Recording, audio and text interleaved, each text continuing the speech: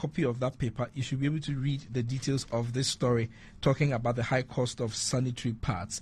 Now, the lead story here comes with a picture of Professor Bernard Kumi Boateng, and the story says that from toilet attendant to geomatic engineer, and that's the story of Professor Bernard Kumi Boateng. I believe this is a story worth reading because it will motivate you no matter where you are now in this land of the living and in this life to get to the top. Because if a toilet attendant can rise up to become a geomatic engineer, then there is nothing anybody else cannot do.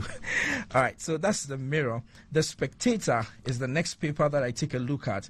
And the series of stories here on the front page of The Spectator, we shouldn't look down on technical education.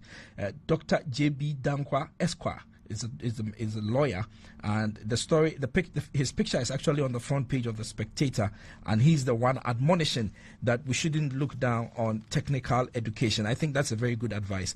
Ghanaian High Life goes to Switzerland, June 30. Stories on page 12 of The Spectator, and The Spectator says that it is your weekend companion. So whilst someone is your most popular weekend newspaper, the other one is your weekend companion. The other stories here: no condition is permanent, how a seamstress apprentice became physically challenged. Stories on page 3 of The Spectator, and I believe that is something also worth reading. Let me quickly go to the Daily Graphic. The Daily Graphic comes with a rather disturbing picture. It's disturbing for me because you are looking at arms, and it says that some of the guns and ammunitions retrieved from the suspects, and the story really is that 10 persons arrested in Lukula, 10 persons have been arrested in the Lukula clashes, and the guns that are displayed on the front page of the Daily Graphic are supposed to be guns and ammunition that were seized from these 100 people who have been arrested. Very disturbing to know that such guns are available to people in various parts of this country. Not a good development, if you ask me. Economy will recover, or economic recovery will be swift, I should say. Economic recovery will be swift, and that's a story attributed to the finance minister. So the finance minister, Ken Ofori-Atta, has affirmed that the government's unwavering commitment to restore the country's economic fortunes within the shortest possible time. He was addressing a gathering of industry experts, policy makers, and international partners in Johannesburg, South Africa. That's where Mr. Ofori-Atta gave the assurance. And so all of us in Ghana are looking forward to a swift economic recovery. And so, yes, the finance minister's statement is one that is most welcomed. Now, the Daily Guide is my last paper. The Daily Guide has a series of stories, and it's one of the things that we will talk about is on the front page of the Daily Graphic, the Daily Guide. But, you know, today is June 3rd, and June 3rd is exactly 8 years ago today. We had the disaster that bedeviled our country around the Circle area, where there was a heavy downpour, and subsequently someone's perhaps negligence caused fire at a filling station near the Kwame Nkrumah Circle, and it sparked fire. Ghana lost about 150 lives exactly 8 years ago today, and so it is worth remembering them and praying for their souls, and also for the victims who survived, praying that they continue to recover peacefully. All right, so June 3rd, victims cry for help, and stories on the front page of the Daily Guide, page 6 of the paper, and they are crying for help. I'm trying to go to the paper because I know that various interventions were put in place for the victims of this particular disaster. So crying for help 8 years on is something serious. So a victim of the June 3rd disaster, Solomon, has called for the government and the public to come to his aid after his life took a different turn as a result of the fuel and fire accident that occurred at the Kwame Nkrumah Circle on June 3rd, 2015.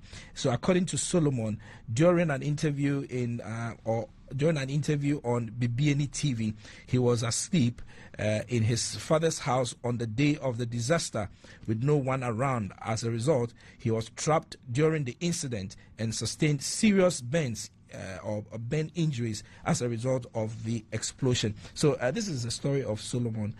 We can read on and on and on. It's on the front page of the Daily Guide. Now, Nogopo leaders summon Agyinasare. It looks like there's some kind of a showdown going on between Archbishop Charles Agyinasare and the people of Nogopo. I believe that this is something that wise people can resolve. There's no need for all this show of power and show of all this kind of stuff. This thing, just sit down and resolve it. No need to make it so much of a public issue. 10 pick MPP forms for flag bearer. And this story comes a picture of all the 10 who have picked the nominations. The first, Vice President of the Republic, Dr. Muhammadu Bawumia, Kwabena Ejapong, Joe Gate, Alantre Manting, Kennedy Ejapong, Boachi Ejako, Francis Adenimo, Dr. Owusu Efiye Akoto, Dr. Kunedu Apreku, and Kojo Poku. All these 10 picked the forms within the first week when the nominations were open. It appears all of them are very much in a hurry. 3 arrested over Lukula shooting. So it's the Lukula shooting. And NCA D-Links Surfline from database. So these are the stories that are on the front pages of the 4 newspapers who make it for the weekend. Now, you're tuning to Asasi Radio 99.5 here in Accra. Asasi Radio is also live in Cape Coast. It is 100.3. In Tamale, it's Asasi Radio 99.7. And in Kumasi, it's Asasi Radio 98.5. The show is The Forum, and soon my guest will be seated as we begin our discussions today on the forum. There are 3 issues that are up for discussion. So the Supreme Court delivered some 2 judgments this past week. One was on directives directed at Domilevo, the former Auditor General, to proceed on accumulated leave, and also the imposition of COVID-19 restrictions. The Supreme Court in these 2 judgments essentially disagree with the position taken by the executive, because this directly had everything to do with the exercise of executive authority in our country. And some have welcomed the decision of the Supreme Court and saying that the Supreme Court has shown a lot of boldness. Others are not so enthused about the decisions of the Supreme Court. We will interrogate these issues. And Assin North by-election is in the offing. And the question that is being asked is whether or not this Assin North by-election is a test case for election 2024. Will the winner of the by-election determine who wins election 2024? I think that would be far-fetched to do a linkage of the 2. But that's the question we are asking this morning. And then the New Patriotic Party is following after the National Democratic Congress, which has done its elections to elect its flag bearer. The NPP is proceeding with it, and soon, I believe on the 4th of November, that election will take place. But even before then, 10 people have already taken nomination forms. They all paid 50,000 Ghana cedis. But at the time of filing, they have to pay 300,000 Ghana cedis. And so even though 10 people have paid, we wait to see whether all 10 of them will gather the resources to go and file. Now it will be then that we will know whether or not the NPP will go for a super delegates conference to shortlist 5 to contest on the 4th of November. So these are the issues that we are discussing, and my guests have started arriving. So already I have seated in the studio Janet Nabla. Janet Nabla is the General Secretary of the People's National Convention. I believe this is her first time in our studios, and it promises to be an interesting conversation with her. So let me establish presence with you, Madam Janet. Good morning to you. Good morning. Thank you very much for coming. Thank you. It is well. It is well. All right. So I'm also expecting Kwame Jantua. Kwame Jantua is member of the Convention People's Party and a private legal practitioner. He has already told me that he's looking forward to the conversations today. Nikpapo Samoa Ado is the private legal practitioner, and he's also a member of the National Democratic Congress. We should also expect Yao Boabing Asamoah. He's a former director of communications for the New Patriotic Party, and currently a member of the party, obviously, and also doing communications for one of the presidential candidate aspirants. All right, so that is how the team looks like for today's show. I will take a quick breather, and then when we are back from the breather, we will begin our conversation in earnest. So this is Asase Radio again. My name is Robert Force Asare. Please stay tuned. We are back shortly after this breather.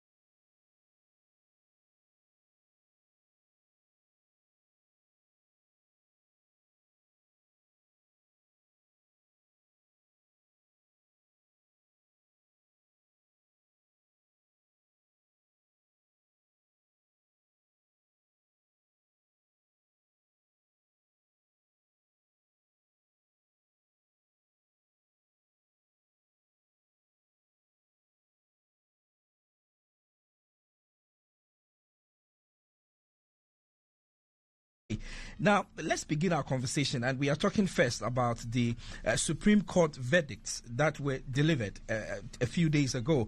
We are still awaiting the full complement of the judgment, but at least we heard, when we were in court, we heard the consequential orders, we've seen the stories and all that, we have the backgrounds and what have you. And so we can still talk about it whilst we await the full reasoning of the Supreme Court on why they took the decisions that they have taken. So let me start our conversation today with Janet Nabla. Janet, I'm sure that you have followed the discussions that have ensued following the Supreme Court decision on Domelevo's directive back then and all that, and also the imposition of COVID-19 restrictions. Let's perhaps talk about the Domelevo. You remember when the orders were given, the issues that arose and all that, and then having gone through all that process and now going to the apex court of the land, the court saying that the actions that were taken were unconstitutional. What have you made of all these issues that have arisen? Let me greet you this morning, your viewers, and the PNC members that are listening to us this morning. I've followed the High Court, the Supreme Court judgment, and I think it's in order. I was so happy when I heard that the Supreme Court has ruled in favor of Domelevo. This is the first time in the history of this country have we heard that a Supreme Court will come out with a judgment against the president of the land. It's good for our democracy. It's good for Ghanaians. And I think that this is to show that the Supreme Court is not partial in their dealings. Things that they do, they usually take into consideration a lot of things before coming up with their judgments. You see, we have criticized the Supreme Court, we have lambasted them, we have degraded them in so many ways without even looking at the nitty-gritties of what they usually nitty-gritties of the things that they do. And I think that this judgment is refreshing. It will give us a change of mind as to how we look at the Supreme Court. It will help us to know that these are people who are high-learned people. They are transparent, they are fair, and they are just in their rulings. It's just that when it doesn't favor you, you will find yourself saying things that are degrading towards them. That is how it is. Judgment, when a judgment comes, is very painful, and it makes us to go out of the normal to say things that are usually not befitting at that particular occasion. Then let's talk about Mr. Domelevo. Mr. Domelevo, a very great gentleman who was executing his work well. And I think that Mr. Domelevo is a very fine gentleman for the auditing for the audit service. But I had a little bit of problems with the way he was executing his duties. In Ghana here, when you tell the truth, it becomes a problem. But Mr. Domelevo did a lot of things that I thought that was not in accordance to his professionalism. For instance, the audit service is a place, he is not the first auditor at the audit service who have done his work religiously well. In fact, to the best of my knowledge, all auditors general in Ghana have performed very well. There have never been an auditors general who have supported a ruling government, whether the ruling government appointed the auditor general or not. In this country, there have never been any history anywhere that an auditors general report will come and it's supporting the ruling government. There has never been. So the truth is that it is not only Domelevo who does his work well, but auditors general, it is incumbent on them to do their work as they are expected. They cannot go out of the norm to do things to please anyone. They can't. But the problem with Mr. Domelevo had to do with the way he was going through his work. What would this way be? One of it had to do with the constant media engagement. Okay. You are a professional. What are you doing with the media? For instance, if you are having a dealings with me, Janet, then you come to me to tell me that, oh, this is my account, I'm auditing this, and I've seen that this is outstanding. You cannot account for this amount of money. So please give me more insight into what I am doing. If you are doing that, it is between myself and you. And if I'm not able to provide the appropriate accounts for you to balance your accounting to go out, then when you are writing your auditor's report, you let them know that I called her, I asked her. Look, they said that the pen is mightier than the sword. All auditors general, they use the pen to communicate to the people of Ghana. They have never engaged the media because they will call you and do the necessary investigations, and the problems that they have or challenges that they have with you, they now put it down for Ghanaians to read and see. They don't accuse you on radios. They don't do like run to the radio to like. Those were the problems I had with him. But some say that his approach helped the people of Ghana to see the level of rot that was existing in the public service. His approach like what? By, for instance, making public some of his findings. The Auditor General, who is here now, have come out with a report. The report of that Auditor General gave Ghanaians a sense of what is going on. He never approached any media. He never ran to any CSOs. He never did that. He was professional in his dealings. In fact, I've never heard his voice before. The auditor, I've never heard his voice. But his pen is what I saw. You mean the current Auditor General? The current Auditor General. When you look at the pen, the mighty pen that he has used to append on a paper to let us know what is going on, then we begin to give him the respect that he deserves. I have said it before. He's not the first auditing political parties who were happy about what he was doing, but none of us want to employ him. We were happy about the things he was doing, but when we are in power, we will never want him to be in our government because no one wants somebody who is like that to be in his government. In fact, if I have a problem, I will want you to come and deal with it. And if I'm not listening to you, you allow your pen to report to the people of Ghana everything that happened without you coming out to the media and be engaging like we are fighting. A time came, people thought he had a personal problem with the government in power. People were thinking, is he having any personal problem with them? Because that is not how things usually. So all these things, he was, to some extent, he really caused most of the problems that ended up. And I think that I had accumulated his leave and asked him that he should go on leave, which is also legitimate. I don't think that if you are working and you are not going on leave, it's even a healthy way of life for you. So I heard that was what they did. But the way he also started it, becoming a social media content creator, was something that I don't think was fair. Okay. All right. So that's a point well made there. And let me welcome Mr. Kwame Jantua, who is joining us. Mr. Kwame Jantua is a member of the Convention People's Party's private legal practitioner and also a member of multiple boards. I'm sure if I start mentioning the boards, we will not be able to continue with the program. So if you are tuning in on Facebook, you are on Asase 99.5. Please invite somebody, share our page, tell somebody about our program, and do join us. The first voice you heard is Madam Janet Nabla. She's the General Secretary of the People's National Convention, one of the oldest parties under the 4th Republican Constitution. In fact, I think they've participated in all the 7 or so 8 elections we've had in the country.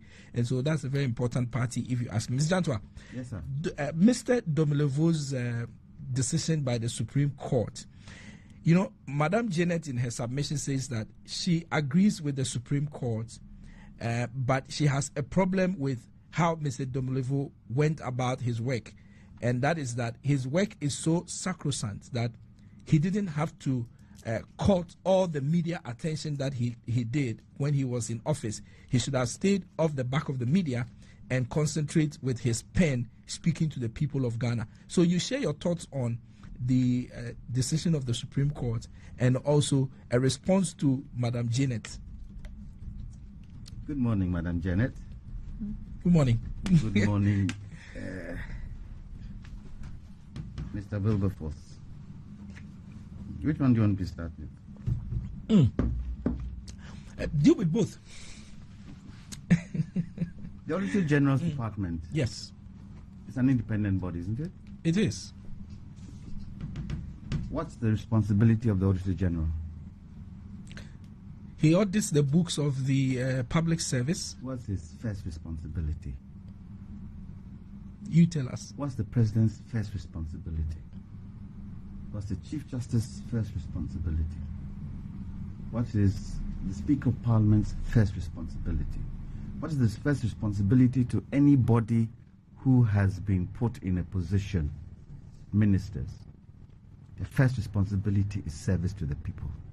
The first responsibility is to report to the people, irrespective of whatever government is in power. That is their first responsibility. So if the Auditor General comes out with his analysis of audits of different institutions, he has the right to come out and discuss it with the people of Ghana. And if he uses the media as a point of doing it, it is his right. I don't see anything wrong with it. He's responsible to Parliament too, isn't he? So his responsibility from our constitution lies to Parliament, because when he does his audit service, it's supposed to go to Parliament. So let me ask you, the number of Auditor Generals we've had and the number of reports that they've brought out, what have we seen from them in terms of action? Tell me. Tell me. Reports upon reports upon reports upon reports. We always see it. And we always talk about it. What is the action that has been taken by governments, by Parliament, by those who are supposed to act on the Auditor General's report? Who was? So if the media is an inquisitive grouping, they're looking for news. And if they feel they can get the news, and if they feel they need to question some of the things the Auditor General comes up with, do they not have the right to do that? His responsibility is to report to Ghanaians how their monies are being used. Complicita. No argument there. So I beg to differ on that with Madam Janet. His responsibility is to report to the people of Ghana. And how many times having the people of Ghana in this Fourth Republic asked governments, both MPP and NDC, what are you doing about the Auditor General's report? Because some of the things in the Auditor General's report boggles the imagination. Don't even expect that those things will happen. But he reports it all the time. And this particular Auditor General was going after those who were doing wrong. Didn't Ghanaians clap for him? Didn't Ghanaians say he was doing a good job? And if the Supreme Court, the highest court of the land, has found the presidency guilty of interfering, who are we to say what? Who are we? Isn't the president a constitutional lawyer? Doesn't the president know what the Constitution says? Did he not bypass it? The Supreme Court is saying what he did was illegal. And he has brought the presidency into disrepute, unfortunately. But what we do know is that there was a similar decision taken by former President Mills in 2009 when he asked the then Auditor General to proceed on leave. And I want to be specific, and so let me just go to the letter. And that was the Auditor General then, Edward Dua Ajiman, and the former President Mills wrote a letter on the 9th of April 2009 instructing that he goes on leave, and that was effected. And then the President Akufo-Addo's letter, obviously, which was also signed on the 29th of June 2020, asking Daniel Yaw-Domilevo, the Auditor General, to also proceed on leave. So in terms of the exercise of executive authority, as far as the position of the Auditor General is concerned, the evidence is that this was a practice that was first initiated 2009. That's like how many years ago? Some 12 or so years ago. And then President Akufo-Addo also came to do similar in 2020. Now, in 2023, the Supreme Court thinks that that action was wrong. Is it not supposed to be progressive instead of looking at the fact that one government did wrong? Maybe we should be looking at the progressive nature of the Supreme Court decision. Who took this case to court in that time, 2012? Did they take 2009? It was not taken to court. Was it taken to court? No. If this wasn't taken to court, would the Supreme Court have been able to say anything? Well, that's one of the things that the Supreme Court has always said, that they are not able to do things on their own unless people bring cases And that to is the court. question I'm asking you. If this case did not go, someone did not take it to court to question the veracity of it, who would have said anything? The Supreme Court have said something. And really, two wrongs never make a right. President Mills was wrong when he did what he did. It doesn't mean that it should be continued. And I expected President Akufo-Addo, from the position he is coming from, should have known better. Well, the two presidents, both presidents Are lawyers. were lawyers. Yes, they should have known better. Yes. They should have known better. You cannot repeat a wrong and make it a convention. You cannot do that. It's wrong. And because the people are ignorant to it, nobody says anything, and it continues. And then it becomes a convention, and then Well, people feel well, it is what is supposed to be done. But But it's Mr. wrong. The Center for Democratic Development, being a democratic institution, an institution that seeks to push democracy, proceeded to the Supreme Court and has got the highest court of the land to deliver this judgment. What it means is that going forward, no president can come into office and exercise this kind of authority that has been exercised twice by two presidents. It's wrong. Don't you listen to me? It's illegal. That action that they took is illegal. Yes, for now the It's Supreme illegal. Court says it's illegal. It's illegal if, what do you call it, Atamils did it. It's illegal if President Akufo-Addo has done it. So it shouldn't have even started anywhere. They didn't have the right to do it. And the Supreme Court has now stamped its authority on that illegality and saying it is not right. Stop it. Auditor General is an independent body, isn't it? It's an independent body, isn't it? What does the Constitution say about independent bodies? But you know that to the extent that it's an independent office, the appointing authority is still the president. So? No, I'm just saying that it is the president that does the appointment. Because he does the appointment, it means he has the right to go in there and do what he wants to The do. Supreme Court says no. Exactly. Yes. So why do you say because it's an appointing body? So what? I'm trying to look. Please. Let me go to the Constitution, Representation of the People, Electoral Commission. Let me read clause 46. It says, except as provided in this Constitution or in any other law not inconsistent with this Constitution, in the performance of its functions, the Electoral Commission. So it's actually Wait. so it's Article 46 you are reading. 46, yes. Not clause. So Yes, it's Article 46. Okay. Okay. Sorry for that. Article 46. The Electoral Commission shall not be subject to the direction or control of any person or authority. Any person. Including Parliament. Wait. Hold on. Any person. The president is a person. Any authority. He leads the presidency. He has no right. And someone said to me, this particular article has got to do with performance. So, I pulled the latest letter that has gone round from the presidency to all institutions, government institutions, and I'll read it for you. I'm trying to pull it up. Okay. All government. Is it the one requesting for CVs and what have Let you? me read it. Okay. Let me read it. Memorandum. Director of Human Resources, Head Office and Regional Directors. Submission of Curricula Vitae. 29th May 2023. I bring you greetings from the Corporate Head Office of the Commission. This comes to inform you that the Office of the President, His Excellency Nana Addo Dankwa Akufo-Addo, has requested for the Curricula Vitae of senior management of state agencies from director and above.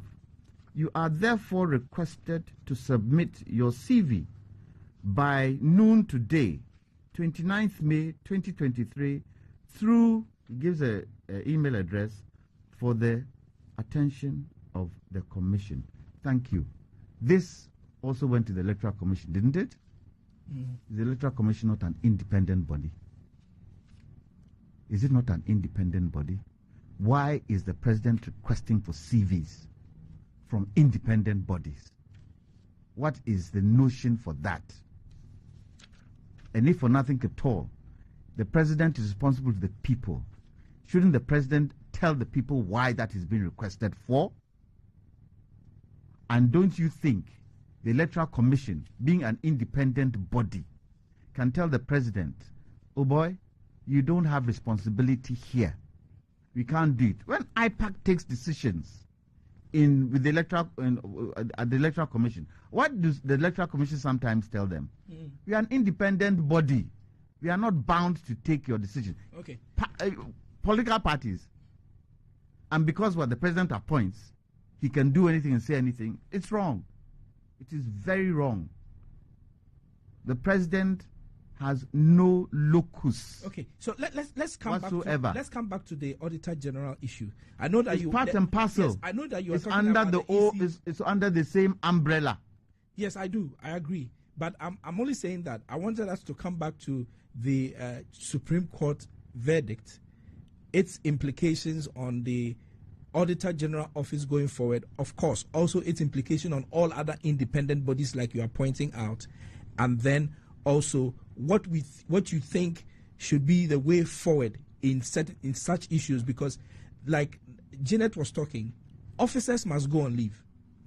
If you accumulate the leave, it's not good for your health, it's not good for the organization. Some even say that people who don't take leave, when they are covering up things, so it breeds corruption and all that. So I want your thoughts on this Supreme Court verdict, the way forward for managing some of these things, especially when it comes to the issue of leave and officers working in the public service going on leave.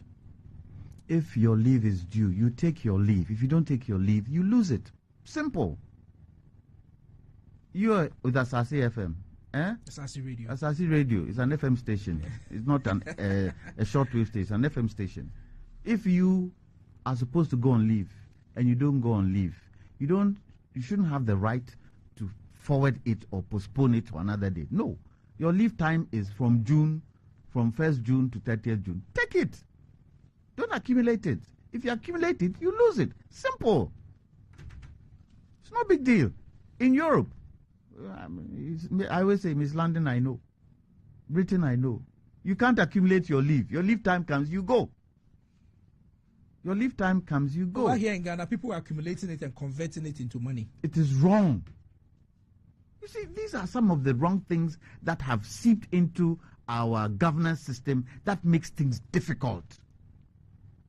Because he's there, he's the boss. He doesn't want to go on leave because he's scared that if he goes on leave, his subordinate will come and probably expose some things he's doing or she's doing. Go on leave. And if you don't go on leave, you've lost it. Simple. If you don't value your health, it's up to you. Okay. It's up to you. So Janet, you haven't finished. Okay. So going forward, we need to be able to stick to some of the principles of governance. And one of them is you take your leave when it's due. One of them is to make sure that the right thing is done. One of them is the fact that you have a certain power doesn't mean that you use that power to do things that are untoward. You didn't even talk about the other ruling of the Supreme Court where COVID is concerned. We will talk about it. It's part of the discussions we are going to have. But Jenny, I wanted you to quickly talk about, and this question, I believe Mr. Jantua can also take a look at it, and that is that since we are all awaiting the full judgment of the Supreme Court on this matter, is it our expectation that the Supreme Court should make some pronouncements on the responsibility of the Public Services Commission to ensure that officers go on leave? We need to have some kind of mention of that in the judgment of the Supreme Court.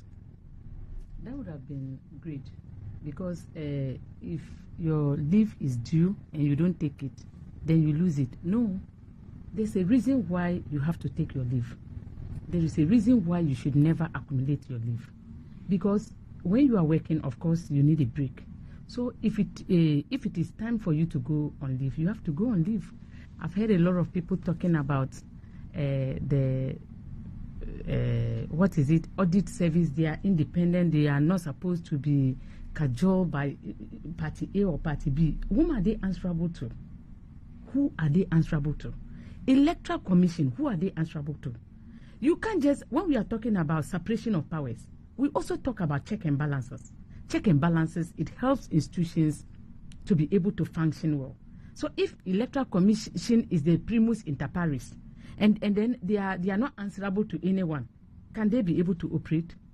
So if they also abuses their powers, who watches them?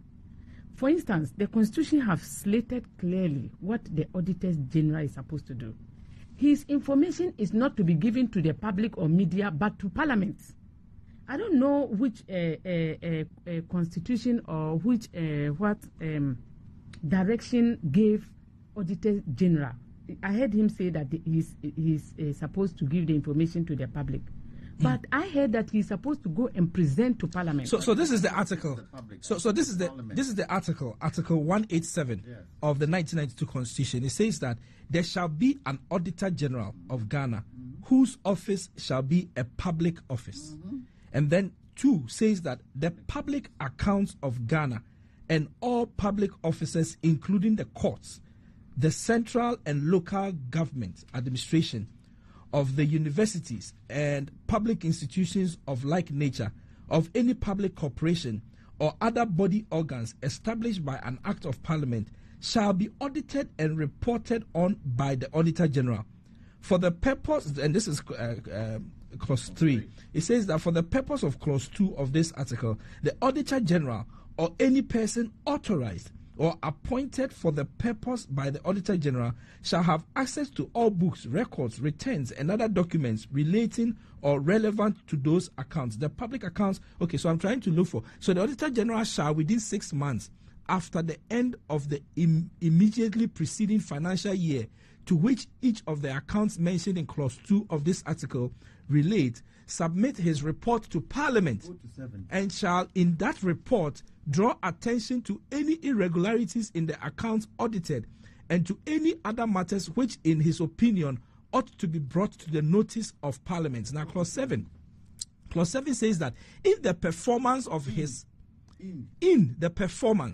his functions under this Constitution or any other law, the Auditor General shall not be subject to the direction or control of any other person or authority. So that's similar to what is the EC. Yes. And then B says that may disallow any item of expenditure which is central to law and contrary to law and surcharge the amount of any expenditure disallowed upon the person responsible for incurring or authorizing the expenditure. So it goes on and on. I'm just trying to look for. So the salaries and allowance payable to the Auditor General shall be charged on the consolidated fund. 8. So 8 says that.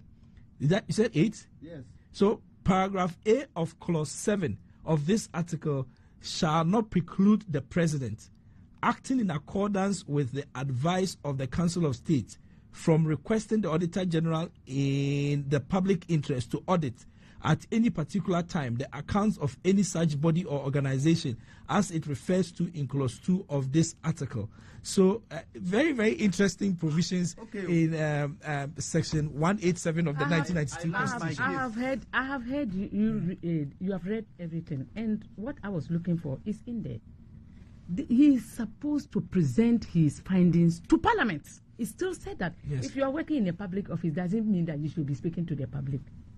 When they say you are answerable to somebody, and he's answerable to Parliament. Yes. The Constitution have slated it out. So if you have your findings, you go to Parliament and present your findings to Parliament. You see, the reason why we are even here is because we place too much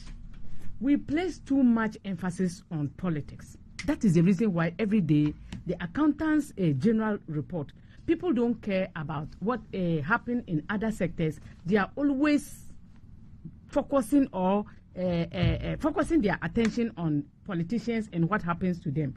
I have spoken a lot about auditors general and some of the things that they are supposed to do that they are not doing. One of them has to do with those who are in the public service, whether a politician or not a politician. anyone who takes a salary of 4,000 is supposed to be to present what is it called, declare his assets.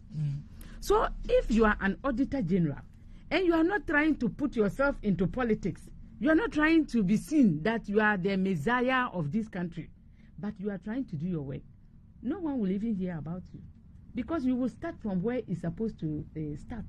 By making sure that you are a public servant, you collect 4,000, declare your assets. And the declaration of assets, you come out with guidelines as to how these things are supposed to be done. But no, it's always politics. Because people, when they place too much politics on issues, because that is what makes people to be noticed. That's number one. It helps them to achieve things that they want to achieve, that they couldn't have achieved it by doing the right thing. Every day, politicians, we gather around to talk about this country. And what do? We do it over and over and over, and things are not changing. You were talking about the Supreme Court judgment. This should be a victory for Ghanaians. It shouldn't be a victory for Domlevo and people who supported Domlevo. It should be a victory for this country. That a Supreme Court sat and then told the president that what you did not do right. There was another political party that did that. You understand? So, and these two political parties have alternated power between themselves in the Fourth Republic. So they are guilty of committing that crime. So what it means is that none of these two parties have the moral right to condemn any other person when it comes to this judgment. And it should be.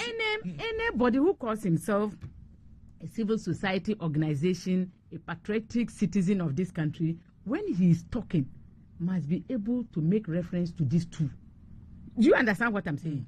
By doing so, you are creating neutrality and letting them know that you have committed this crime over the years. Enough is enough. Supreme Court judgment has come. It is saying that enough is enough. It's giving all of us a new direction. A new direction has to go. So it shouldn't be a hula baloo between MPP did not do well.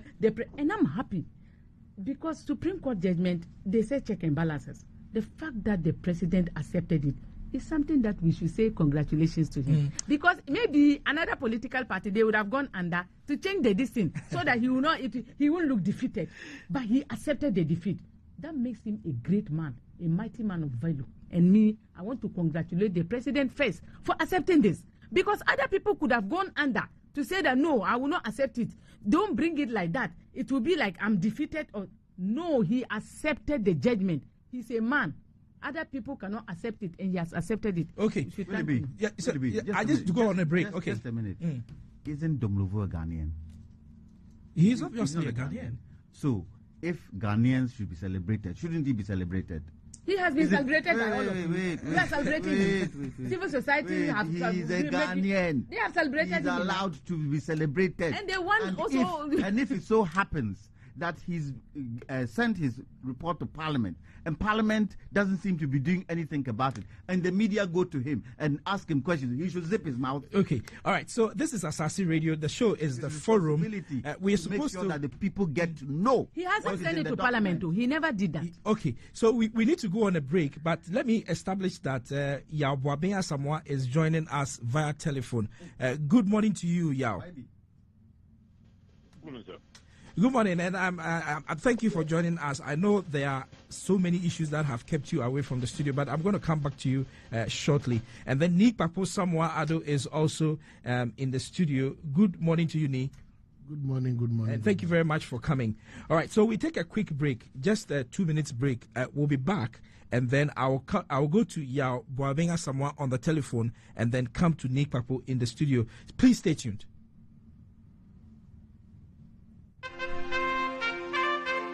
This week's Sunday Night is pushing an agenda, getting us to talk to each other. Wangui Wagoro is a Kenyan-born polyglot, translation studies pioneer, and cultural politics pundit. Fluent in 5 languages, she built a career promoting Gikuyu and other African tongues. Work with literary greats has led to collaborations on translations of fiction by Ngugi wa Thiong'o, as well as championing experimental writing by Ama-Ata Edu and Michere Mugu. Listen to Wangui Wagoro protecting Africans' humanity by valuing the way they speak on Sunday night at 7 p.m. would you love to be known? One who makes a bland appearance at the office, at the parties, at the grand events, or the one who steals the show, looking sharp and spiffy with a wardrobe up to date? Imagination is great, but reality is us at W Emporium, because we know what you wear speaks volume. For the great value and quality you sought in men's, kids, ladies, homeware, and accessories, let's take care of your fashion needs. Check out the latest collections from W Emporium and enjoy our pre-launch prices. Locate us at the former Woolworths, adjacent the Accra Polo Club, or visit our Instagram handle at w.emporium. W Emporium, the best look, anytime, anywhere.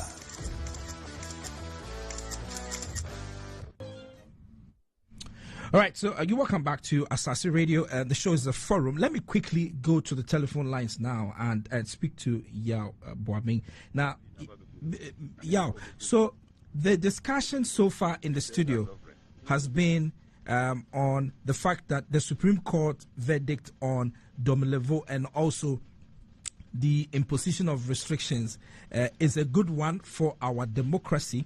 There's been a disagreement on the issue as far as the current administration is concerned. Mr. Jantua thinks that it's shameful that this had to happen because of the nature of the leaders that we have, their understanding of the law and what have you. And then Madam Janet also thinks that Mr. Domilevo, when he was in office, attracted too much media attention for the kind of work that he's been given to do, which is an independent work. So you are being invited now to bring your thoughts. Hello, Yao. Yeah. Yes. Hear me? Yes, I can hear you now. So, Excellent. yeah, so we are inviting you now to bring your thoughts to the Supreme Court decision on Domilevo and also the Imposition of Restrictions Act. Let me first apologize that other matters had to take me away from my scheduled visit to your studio. At best, I know it's very inconvenient for you and your listeners to have to listen to me on the phone. It actually deprives me also of the ability to engage the issues as effectively as your panelists and your listeners deserve. But on the face of it, I think that we must begin to appreciate the purposiveness of our Supreme Court and the direction in which they are helping us to take our democracy. The decision in Domilevo, I call not just about Domilevo, but the watchman rule. Who watches the watchman? Because do we and have we been able to interpret the ambit of the independence institutions clause in the Constitution? We've sought to protect institutions that protect certain fundamental spaces in our democracy. And those spaces from political experience in this country. Hello, Yao. Hello, Mr. Boabing. Yes. Mr. Boabing, can you hear me? So there is someone who is talking. There's somebody who is talking behind you. It is interfering with us. So if you could ask that person to keep quiet so we can hear you. Okay. Is it better? Much better, please. Okay. So I'm saying that there's a certain constitutional approach, Fourth Republican Constitution, which brings together our experience, political experience of the past, covering the authoritarian regimes and the civilian regimes which failed. So we've identified these spaces that we seek to protect by law. And the law, the device we found is that they are independent and they're not under anybody. And then the question comes up, can independence be totally unlimited? And are we going to depend on the direction of those who are vested with those powers restrain? In other words, how they also not end up abusing their power? And when I heard my brother, incoming CPP presidential aspirant Kwame Jantua saying that you can, if you choose, work yourself to death without taking your leave, I almost laughed out aloud. Because, in a sense, that is the clear demonstration of the apparent rights of that person, the watchman, who is being protected from being watched, to abuse that space. And he appears to be very mundane.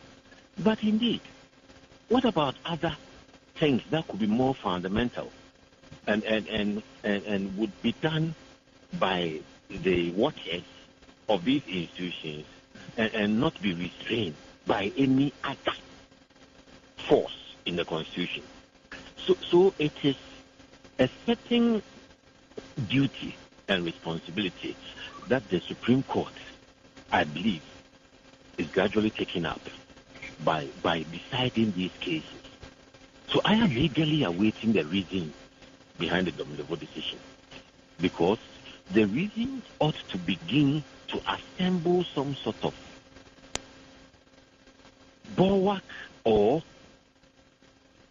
a space within which the watchmen can be watched. And who is entitled to do that watching? And it becomes a loop, because you put in one watcher who is watched by a watcher, and then you need another watcher to watch that watcher.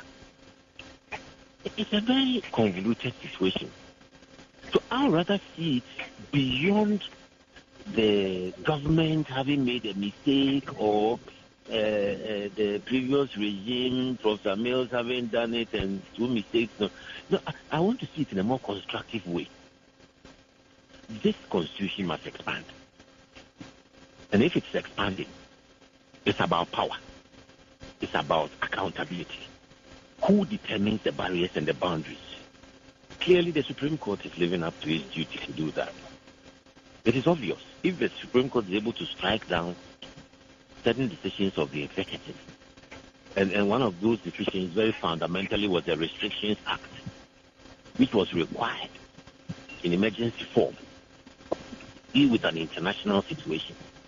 Indeed, the government agonized for a long time on how to approach that situation and what kind of legislation would be required, and finally settled on the Restrictions Act approach.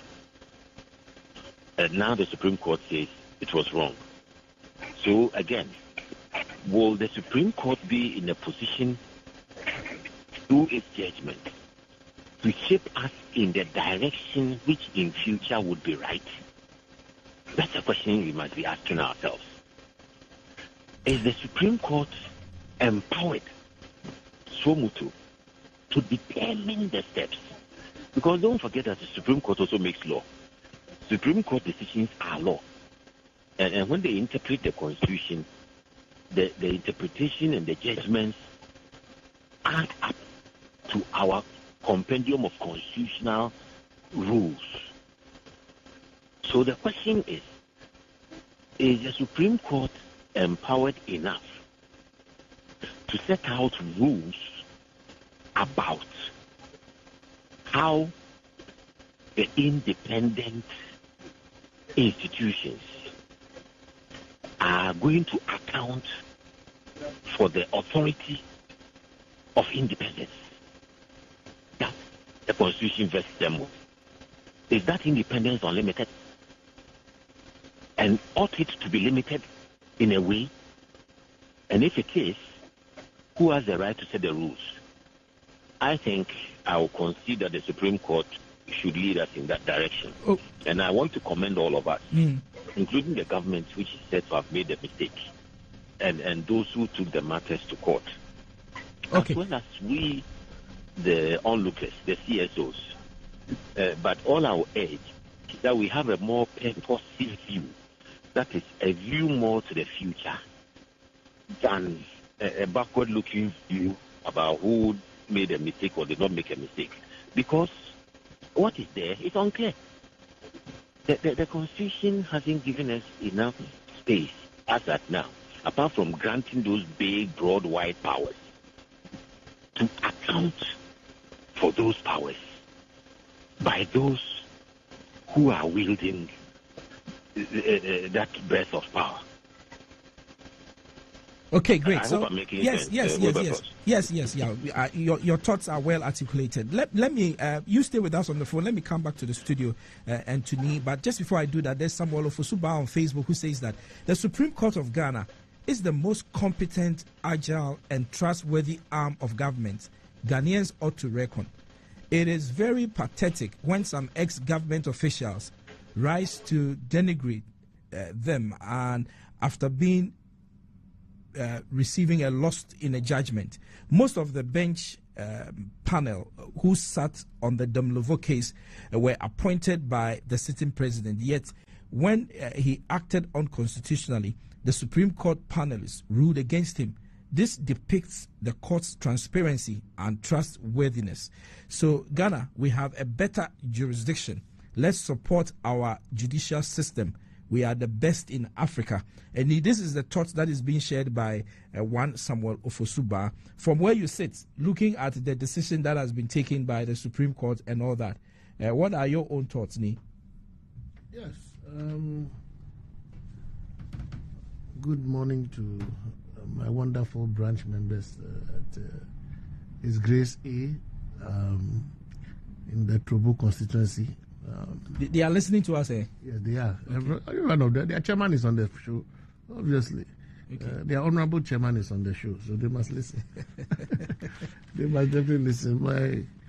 My warm greetings to my wonderful sister. This is the first time she's Yes, it's the first time here, yes. On the show. And this is the first time I'm actually meeting her. And I'm very happy she has honored our studio. So I'm the unofficial host. Unofficial co-host. Co-host of the program. And of course, who walks in late? Greetings to His Excellency. You normally have the first slot, so I allow you to flow, then I come in. His Excellency, the incoming presidential candidate of the CPP. I haven't said so. We are putting together the 500,000 cedis. We'll be filing this week. I think this week is a refreshing departure from a rather sometimes, I won't say unfair, but a critique, that has emerged against our Supreme Court that, the Supreme Court is, under our constitutional architecture, is like the bulwark that is supposed to protect and to check the excesses of the executive and the legislature. And you see, because our constitutional framework has an executive that is very powerful. And so if you don't have a certain check and balance situation where the other organs, which are the executive, the legislature and the judiciary, led by the Supreme Court, to act as a balance, a counterbalance to the exercise of power by the executive, you could have a very overbearing executive, and it could even lead to what we call a constitutional dictatorship, where yes, you are under a constitution which is supposed to act as a check because the power is emanating from rules and regulations, but because you have a very centralized power base and someone or all power, a lot of power being invested in one person, which is the executive president, he invariably sometimes tends to infringe upon the rights of citizens when he's exercising that power in order to achieve his political objectives as being the elected president. So, and if you look at the period, a lot of people make the comparison, if you are a student of constitutional law, between 1993 and 2000, when we were emerging from a military dictatorship. And if you look at some of the famous decisions, like the 31st December case, for example, where even though Jerry Rawlings' favorite holiday was the 31st December holiday, and to some extent the June 4th Revolution Day, the court ruled by a majority of 6-5 that because the celebration of the 31st December would violate or was not in consonance with the spirit of our constitution, even though it was a holiday that was passed by Parliament, the money to be used to celebrate was in the annual budget.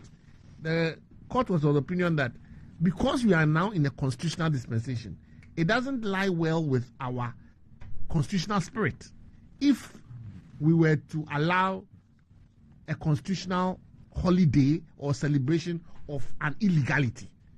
You understand? So that's where the debate of the letter and spirit of the constitution. And then we had other cases, for example, MPP IGP, where the MPP took to court the requirement that you had to first, under the then existing law, you had to require a permit from the police to go on a demonstration. And again, the Supreme Court struck that provision down and affirmed our right to the constitutional right to demonstrate without interference and without permission from anybody. You go on, MPP GBC, the right to have equal time on the airwaves when it comes to political party activities. You could go on and on and on. There was that sense that the Supreme Court understood its mandate to act as the arbiter and to act as the protector of the rights and privileges of the ordinary citizen. But in recent times, and you see, the thing is this, whether you like it or not, the political parties and their supporters form part of the citizens of a country. And so when there's a complaint, however illegitimate or non-academic that you may deem it, if almost 40 to 45% of your population, led by their political led by their political leadership, complain that they find the decisions of the highest court of the country not to be reflective of the mandate to protect the rights and privileges of the citizenry, then the court has to look at that complaint. You see, why was it that in those times between 93 and 2000, the MPP, though in opposition, felt that they could go to the court and could seek decisions from the courts that affirmed the constitutional rights of Ghanaians and to some extent ventilate their grievances before the court. In the same vein, when there's a change of power, the opposition should also have that same confidence. Sometimes you say that, well, the opposition deliberately is seeking to undermine the judicial system and the courts by coming up with phrases like unanimous FC and other things. But you see, confidence is sometimes inspired by actions, not by rhetoric. And it is not the business, in my opinion, of the ruling party to be the mouthpiece of the judiciary. The judiciary, through its decisions, always must be the source of confidence for the Ghanaian citizens. It must be difficult. I think that it must be difficult for the citizenry. Look, even in America, there's this debate because there's always this perception that there's political interference in the administration of justice. So Roe and Wade, for a long time, the abortion ruling had stood, even in when Republicans were in power, when Democrats were in power. Once that ruling it stood for almost 40, but there was a concerted effort by the Republicans to avow that if they had the opportunity to make nominations and appointments to the Supreme Court, they would seek to overturn. It was almost like a 60-year or 70-year campaign. But in the end, some way, somehow, conservative judges appointed made the decision to overturn Roe versus Wade on the issue of abortion. So, yes, justices would have philosophical biases. They will have ideological biases and what have you. But whatever it is, the American society still believe, they have that innate belief that when it comes to the West, the Supreme Court of America, some way, somehow, would protect and affirm their rights. They disagree with a lot of their decisions. Even the president criticized, and that's the thing. We must come to the point where criticism or critiquing the decisions of the Supreme Court must not be seen as, as attacking the court. As attacking the courts. You see, we must build a robust society. So you can hear the American president, a Democrat, criticizing the American Supreme Court. Okay, but you look at it this way. Yes. You took us on some kind of a history journey when it comes to constitutional decisions of the Supreme Court. Yeah. But I just want you to look at it this way, that don't you think that the Supreme Court is fixed in a place where it always has to be on the side of the law instead of the sentiments of a section I'm of a the lawyer, people? so I will not go with sentiment. But you see, the sovereignty, as they say, emanates from the people.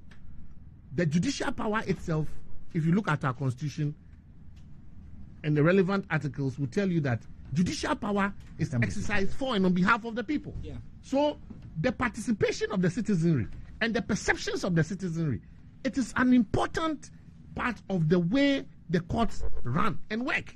That's why the Supreme Court, some academics will tell you that the Supreme Court is also a political court. Its decisions are based on, they take into account the realities of the present day in making decisions. That's why the Supreme Court, in interpreting the Constitution, tells you that they go for the purposive approach. They don't look at, if they want to look at the literalist core, just the core of the text of the Constitution, then a lot of the decisions probably will make sense. But they try, for example, let me give you an example. There was a decision where involving an attempt to remove Justice Aqua. I will try and get the particular decision where, in the Constitution, for the Chief Justice, there is no requirement of a prima facie determination first before the referral to the committee, because once for the Chief Justice, once a petition was sent to the president, it was supposed to be sent straight to the committee. The court then, in that particular decision, raised the issue that first and foremost, the Chief Justice is what? A justice of the Supreme Court. And so, just like his other colleagues, they will write into the Constitution that there must first be a prima facie case before. So, if you notice in a decision that in a recent petition that was sent against Justice Akufu, President Akufo-Addo, for the first time, he was the first president to apply that provision, made a determination that there was no prima facie case for the petition to move. It was sent against Enini Yeboah. Sorry, against Yeboah, before it to move beyond that point. So there have been instances where the courts even write into our Constitution based on what they deem to be the purpose for which that provision was made. All I'm saying is that it's not illegal. It's not illegal. Not illegal. It's not illegal. So we must, and I think maybe because we are young and we are growing, we'll get to that point where the courts will go a little slow on what they term sometimes to be the criticism that is leveled against their decision. Because, you see, in my opinion, it stifles debate. It stifles... but me, as a lawyer, you know that whenever a court gives a decision, yes, no matter which court it is, yes, from the lowest of the courts to the highest right, of the courts, one side will be happy, one side will be happy. It's an adversarial system. Yes, you see, but because it's adversarial. You see, what? And that's why I keep going back that between 93, that's the example, between 93 and 2000, we had an opposition in this country. They felt comfortable to go to the Supreme Court. It was led by, a lot of those cases were actually done by President Nado. Yes. President Nado. Yes. We can go on and on. There were a host of, and those decisions have shaped our constitutional dispensation today. I'm saying that the court in moving forward, that's why I said to this week was a refreshing departure where you could, the presidency was being held accountable for actions. You see, because that's, whatever it is, when you sit in the Supreme Court, in my opinion, you must always bear in mind that one of your fundamental rules is to ensure that the executive is held in check. Because the executive, in your day-to-day interactions, the executive is always in your life as a citizen. Either monitoring your phone calls, sometimes in terms of national security. In the name of national security alone, the executive can do a lot of things. I sometimes receive text which tells me that the national security has the ability to send all of us messages, for example. Yes, they may be educative messages, but they can be intrusive. I get some sometimes. Because they can be intrusive. It's a nationwide agenda. You see, so it can be intrusive because one of the things you ask is, have I asked anybody to send me such a message? They're asking you to say something if you see something. But the thing is that to have access to my number, I must have a say. You understand? Okay. I must have a say. So okay, let's come back. Yeah. So my point being that in the day-to-day lives of people, the judiciary and the Supreme Court, for that matter, has a very significant. Even though they are unelected, we have such confidence in them that because of the powers that they have been invested with, they have a unique position to act as the protector of the rights of the people and also to ensure that all the other organs of state work within the constitutional framework. So that is why for me this week was a very refreshing departure from some of the decisions that, not to say that I am criticizing those decisions, but if we have for the 6 years, people keep going to court challenging various decisions of the executive, and you see a pattern of results, sometimes it gives room for concern that at the end of the day, is it that the president is not doing anything wrong when in those decisions there are specific allegations of wrong, not wrongdoing, of actions that in the opinion of the people that went to the court, they infringe upon specific provisions of the Constitution. So even in the words of the presiding judge, that today, he even joked about it, that today we are unanimous in for a good cause. For a good cause. And people are actually fighting him. You see, they listen. See, the thing is this: the courts, the judges are not immune to what we say and what they listen. Other than that, how do they even sometimes? But people are fighting him and saying that. So, which of the decisions were unanimous for not a? No, you see the point. No, I think that when we make, and that's why to this morning I was having the debate with a colleague, wondering why sometimes we still bother to go back to the courts, even when we think that, or if we should think that we should expect a particular decision. I said no. If you read Martin Amidu's recent article, he made a point, and another senior lawyer also made that point to me, that the day we as lawyers fail to hold every action of the government accountable within the eyes or within the light of the Constitution, to see whether that particular act is in conformity with the Constitution or not, we actually allow, slowly but surely, a culture of impudence and a culture of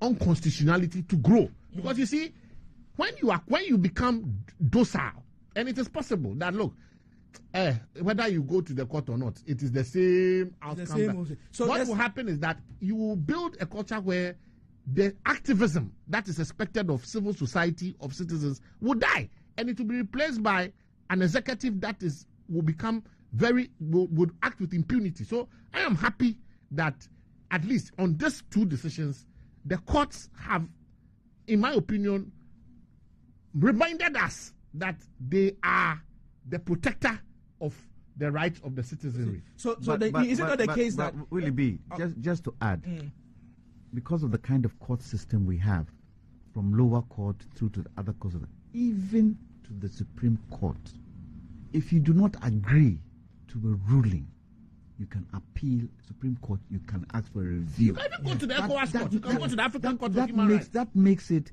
a body that is not too restrictive, because it also gives the citizens a chance to contest and what do you call it? I see question some of the decisions that they've made. Okay, but is it not the case that it could be expensive, but that option is there? There's a question that is being asked here. I'm going to read a question to you. But is it not the case that if you go to the apex court of the land with a matter, particularly seeking constitutional interpretation, and you are standing on good grounds, you will get a good verdict? If you are standing on shaky grounds, you will fall. No, let me for those who argue that, I say, let me take you back to the 31st December case.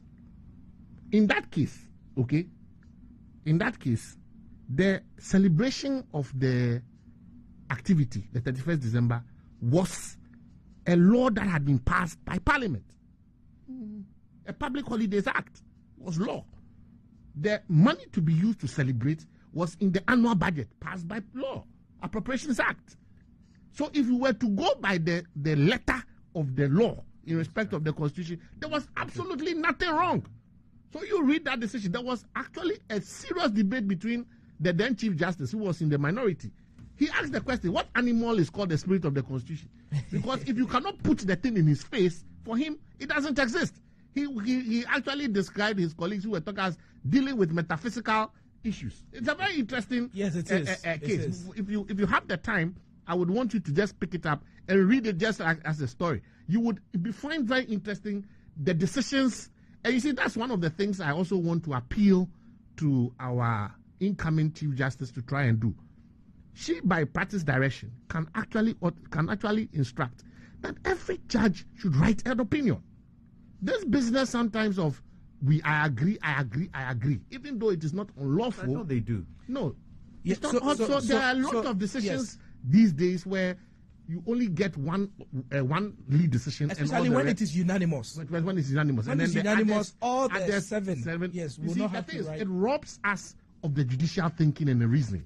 You understand? If you look at, even if you agree, tell us why you agree, because sometimes it is that dispels this mysterious. And you see, judges must be critiqued on their record.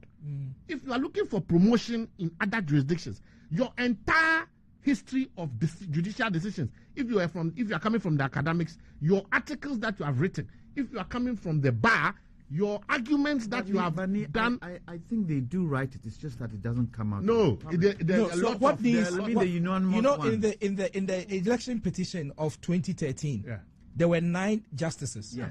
All the 9 of them everybody wrote a decision. Yes. So the 5 who agreed wrote their opinion. Yes. The 5 who disagreed Yes. with the petition wrote their opinion. Yes. The 4 who that. agreed there. Yes. So what he's saying in recent time, unanimity. for example, in the case of the in the recent election petition, we had one decision, and then the because rest it was unanimous. It was unanimous. You see, that's the thing. But the fact that it was unanimous doesn't mean in the background they haven't. No, but you see, written the thing is this. It might not come out. No, but you see, the thing is this. If you receive the judgment, mischief makers, then have the opportunity to say that, if you all of you have different thinking, there is no way all of you will write the same thing.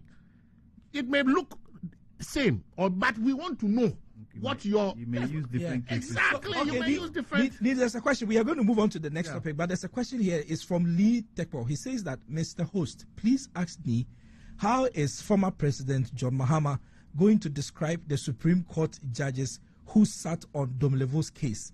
Is it going to be unanimous 7-0 or repented and anonymous 7-0? It will be very good for John Mahama to keep quiet on issues that he has no knowledge than to disgrace himself, as it happened in Elmina. That is Lee's question to Nikwapo. He will answer it. But there's Baba Chairman from Tamale who says, I believe Ni in his heart of hearts knows and understands the difference between criticism and insults. Otherwise, no sane person will call a superior court stupid. And others jump on the fray and say it is a part of criticizing our courts. Nobody will condone you calling the Supreme Court even I won't call a fellow human being stupid, let alone call a decision of the Supreme Court stupid. There is Samuel Ofosuba who also says that, in fact, I love Esquire Nikwapo Addo because when it comes to the law and justice, any good contribution Nana Akufo-Addo makes has impacted. So let me see exactly what he means. Any good contribution Nana Addo Dankwa had impacted in the reshaping the 1992 Constitution, he is factual and boldly gives the credence to Nana. We a good learned brother. Learned brotherhood. Run away from Nana Addo's contribution towards our constitutional. You'll be a I would say you'll be a sycophant. Simply to say that President Nana Addo has not contributed as a lawyer to our constitutional evolution as a country in terms of case law. Yeah. He's done a lot of the significant cases that we all learned. I think together with Peter Alajete. Yes. Okay, Yes. so let's another person who I think has contributed in recent time is the current Attorney General. His time will come. yes. We'll talk about it. The current Attorney General. He has also made a lot of contributions. Yes. Okay, so Baba I think Chairman his biggest Thomas- legacy is the law house. Yes, and the Attorney General is Godfred Yeboah Dame. Yes. Let's make it clear. He's the current Attorney General. So the last comment, he says that if you go to the court with a stupid case and eventually lose the case, you don't turn around to insult the court. Sometimes. I was making the point Evidence is key. You see, I was making the point that Even at Supreme Court level. you see, Evidence. But you have to answer the question of Lee. He asked the question, the one about unanimous 7-0 or repented anonymous 7-0. So I'm saying that we must not politicize our courts. I always believe that it is both a duty on the court and a duty on us, the citizens. The duty of the court is to always seek to inspire confidence in us citizens. And that's why I say one of the ways I think we can hold the court more accountable is to have each individual judge write his own Let me decisions. ask you. You Yes. said we should not politicize our courts. Yes. Who does the politicization? Is it the court or is it the political parties who then politicize decisions of the court? It's a two-way street. You see, even in the most advanced democracies, and I still cite America as an example, when you go before the Senate Committee on the Senate Judicial Committee for confirmation as a Superior Court judge, your political views and ideologies come under scrutiny. In fact, it is the grounds on which you are coming for the vetting. No, we don't do that. No, no, see that We don't do that. We Should do we? exactly. We do Should we? exactly. We ask questions. When we are vetting the Chief we- Justices that's what I'm and saying, co, that shouldn't we? No, but the recent Chief Justice vetting, most of the decisions she has taken came up for discussion. For discussion. So that is, for me, that should be the standard. The body of work that if I'm criticizing, for example, if I'm criticizing a particular Supreme Court judge, I prefer to critique that judge based on his written decisions. That is the way to go. And that can only be done if they are individually writing their own decisions for each and every case. I think it's very, look, there's a previous justice, Chief Justice, who gave a practice direction that for all constitutional cases in his time, I believe it was Redu, I have to check, one of them, yes, I believe it was Redu, he gave a practice direction that all the judges should sit, because at that time there was this criticism that a select few were being selected to sit on the constitutional cases. So in response to that, he gave a direction that when it's a constitutional case, all 10 or 11, no, you have to have an odd number, all 9 or 11 should sit. Available justice of the court should sit.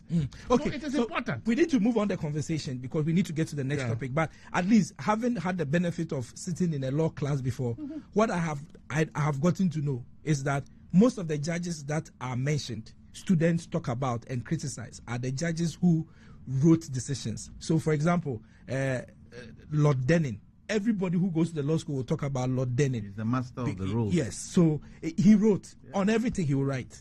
In Ghana here, there's a judge, and I'm sure you and Mr. Jantua, I've forgotten his name, but he did a lot of writing. He was on the Supreme. He's a retired Supreme Court judge now. Justice Oni, come on, Justice Dateba did a lot of writing, and law students refer to him. Some of his decisions, it is scrutinized. Some of them are criticized and all that. So writing, I think, is good. Okay, let's move on to the next topic. And Madam from PNC, there's a message here for you. Munira. Decisions always had some public interest in it. Yes. So Munira says that the PNC chief scribe has said it all. The Auditor General was enjoying the media banter more than his work. So somebody is supporting the arguments we were making about Dom Level. And then there's Dak, who says that Ghana is really an interesting country where hypocrisy has become a virtue.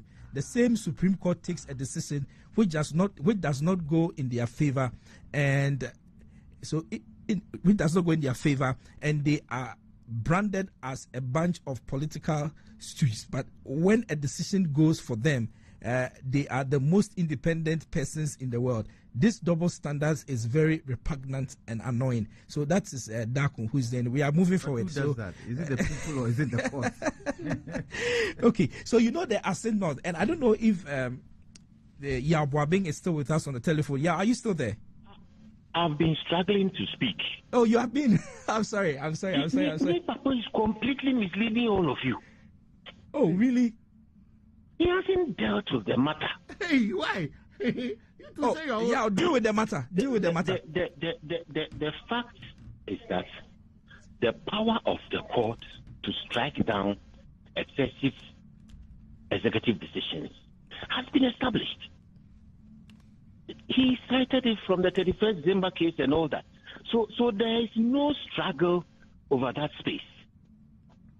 All that he was saying, he should have addressed the lacuna, the space that is contested now, which is how do you watch the watchmen established by the Constitution and giving independence to protect our space?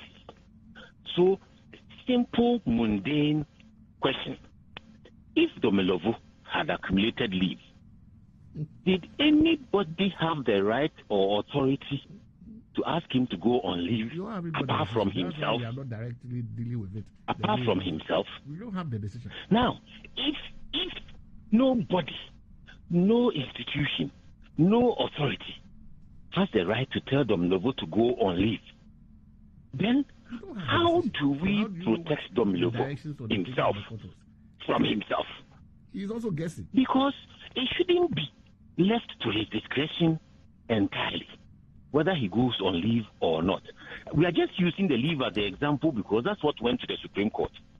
So the question is, the independence provision affecting not only the audit service, but the EC and other ones, are we saying that we are going to take it on a case-by-case approach? That when something happens that makes us unhappy, we'll go and litigate it?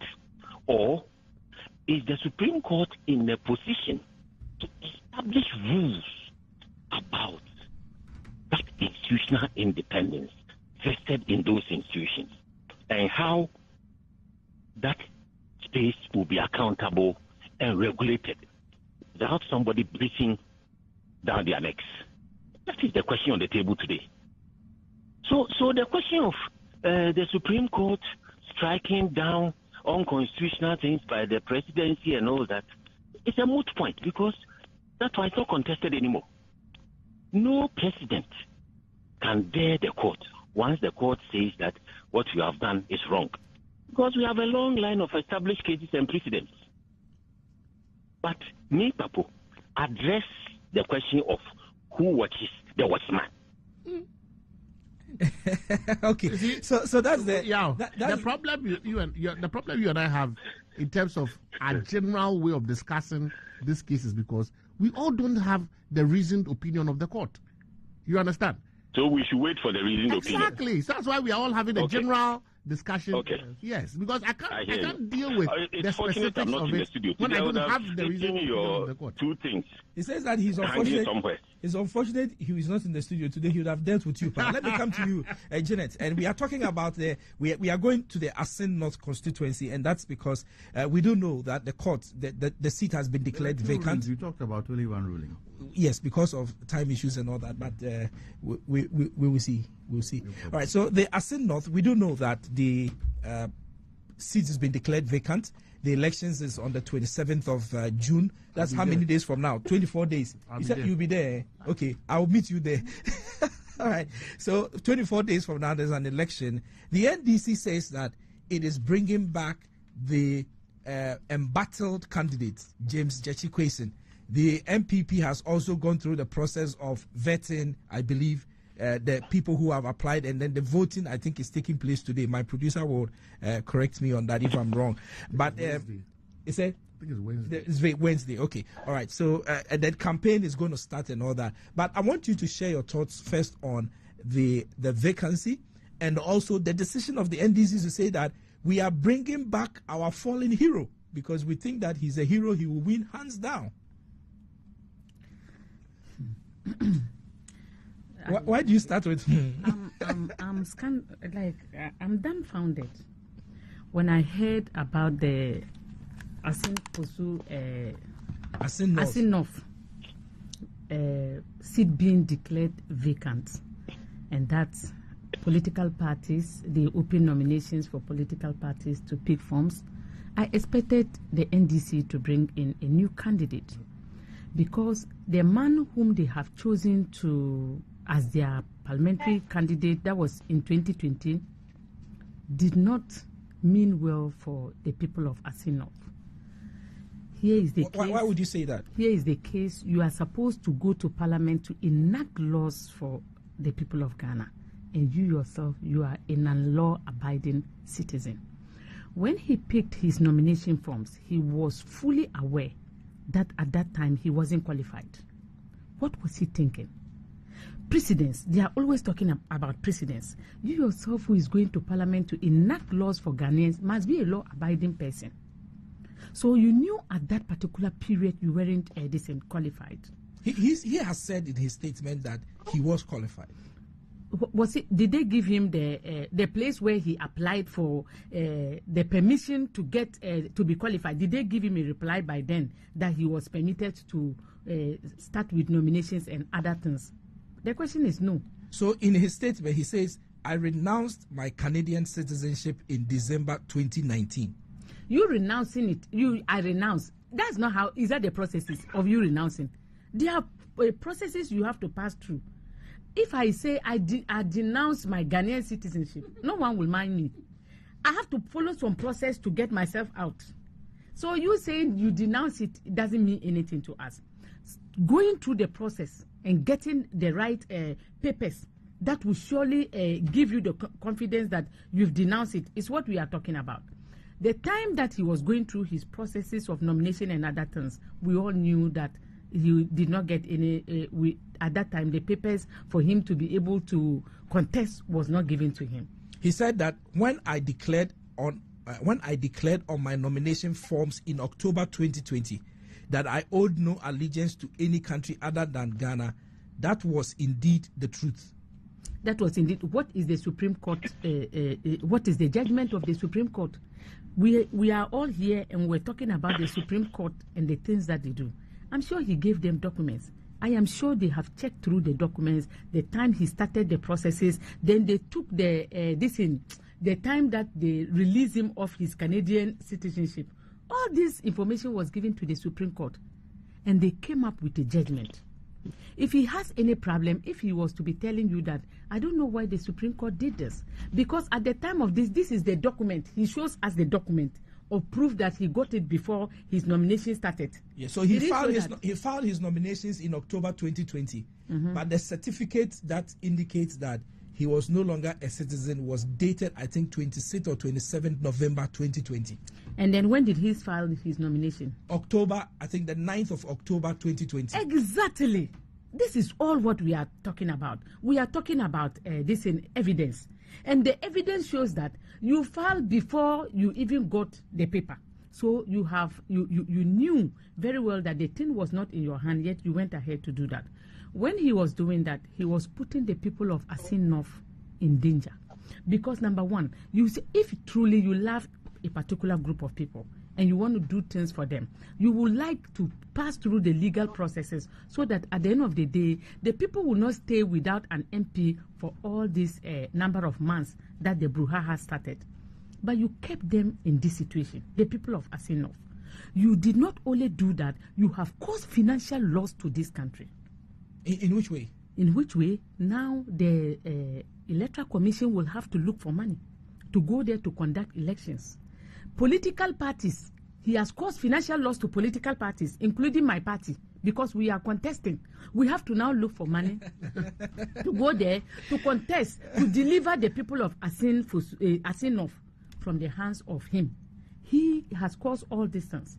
And if we ask him to pay, or if we send him to court for causing financial loss to us political parties, and another person sends him to court for causing financial loss to Ghana, because the security forces that are going to be deployed there, the taxpayers' money. What is paining me so much has to do with NDC. You are in opposition, crying that the ruling government is mismanaging your resources. Even in opposition, you are mismanaging Ghana's resources. Even in opposition, you allow this man to cause financial loss to this country. But they said they are fielding him again. They said he's there. It's not a matter of even feeling. I know that the people of Assinov is going to pick our candidate and vote for our candidate. PNC candidate. The PNC candidate. Well, what is the name of the candidate? Based on the fact that he's an administrator, we don't want to. We are hiding him because I know very well that immediately we bring him out, NDC will pick him because it's someone will try and corrupt him. No, they will pick him because it's like they don't have any candidate in Assinov apart from that man. So that is why we are hiding his face. So that when we bring him out, Electoral Commission is done with everything. They can no longer do anything about it. Okay, all right. But truth be told, we are playing with this issue, but it's not supposed to. The person who have caused Ghana all these pains, in fact, caused financial loss to the state, political parties put us under this condition. The person, a political party is filing that person to come and contest under their ticket. What are what is NDC trying to tell us? They are trying to tell the people of Ghana that damns the taxpayers' money. We don't care. When we are in power, we will even do worse. Because you are in opposition and you have started trying to mismanage the resources of Ghana by bringing a candidate who have put us through. Look at even going to Supreme Court and other things. Look at the hell that the people of Assinov have passed through. And it's the same candidate that we are bringing into force. This have made me to believe that the people of Assinov, they deserve better. They've not committed any crime against the NDC, but this is what the NDC is putting them through. Okay. And come is it 26th of the election is 27th. 27th.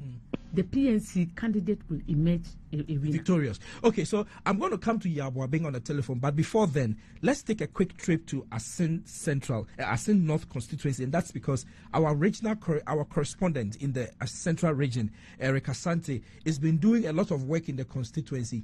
He has some updates to give to us, and so, Eric, thank you for joining us. What can you report? So overall, maybe the chorus that the other political parties are singing, apart from the NPP and the NDC, about disclosing their candidates for the election. Here in the constituency, the LPG also, they have been saying that they would want to hide the name or the identity of their political or their aspirants going into the election. So it looks like a chorus that is being sung among the other political parties, apart from the NPP and the NDC. They are all hiding the names or the identities of who they would want to pick up or put up for the election. So yesterday, the vetting committee of the NPP vetted 2 candidates. Notable members of the vetting committee included the General Secretary, Justin Kodia, the Regional Chairman, Chairman Kutin, the National Organizer, Nana B, and the first chairman of the party, Chairman Bute, who chaired the committee. Balloting was done immediately after the vetting with Frederick Che lying on the first position, or he was first on the ballot, followed by his other contender, who is Charles Popoku. Let's talk about Charles Popoku and Frederick Che. Charles Popoku is a miner, electrical engineer. He's a businessman. He runs an NGO in the community known as Akosia Bako Foundation.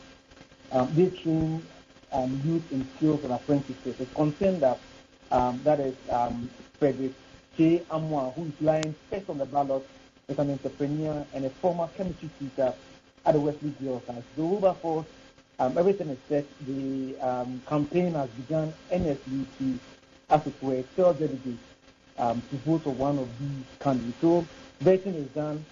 Frederick lies first on the ballot, followed by South Africa. Okay, so over there on the ground, we do know that the political parties have started various activities. Some are in the constituency, as it were, trying to educate the public about the decision of the Supreme Court and all that. Bring us up to speed on the activities that the 2 major political parties have been engaging in. So in the constituency, we are looking at 99 polling stations and taking listeners through some history. In the constituency, everyone or every party that has won the election, talking about the presidential and the parliamentary, most often wins majority of the polling stations in the district capital, that is Beku. Beku has 11 polling stations. So most of these political parties, I'm talking about the two major, NDP and NDC, their attention is here at the Beku township because it has the highest number of polling stations and the cosmopolitan area. And judging by history, if anyone who wins majority becomes presidential, winner and the parliamentary winner, so to say. In the 2000 election, the 2020 election, I beg your pardon, His Excellency, the President won majority of the polling stations here in Beku, so as Jackie Kwesi. They are concentrating in the constituency, in the polling stations here at the Beku township. So basically, that's what they have been doing. And another thing that is very clear is that most of them would want to field candidates from Beku. Remember, the former MP, that is Joa Mensah, he hailed from Kushie. And prior to the 2020 election, the argument was that we needed to field someone from Beku who would at least be able to win, because over the years, either the person is from Kushie or is from Apenkutu. So they were looking forward to the NPP fielding someone from Beku, and lo and behold, the two contestants are coming from Beku. So the action is here at Beku currently.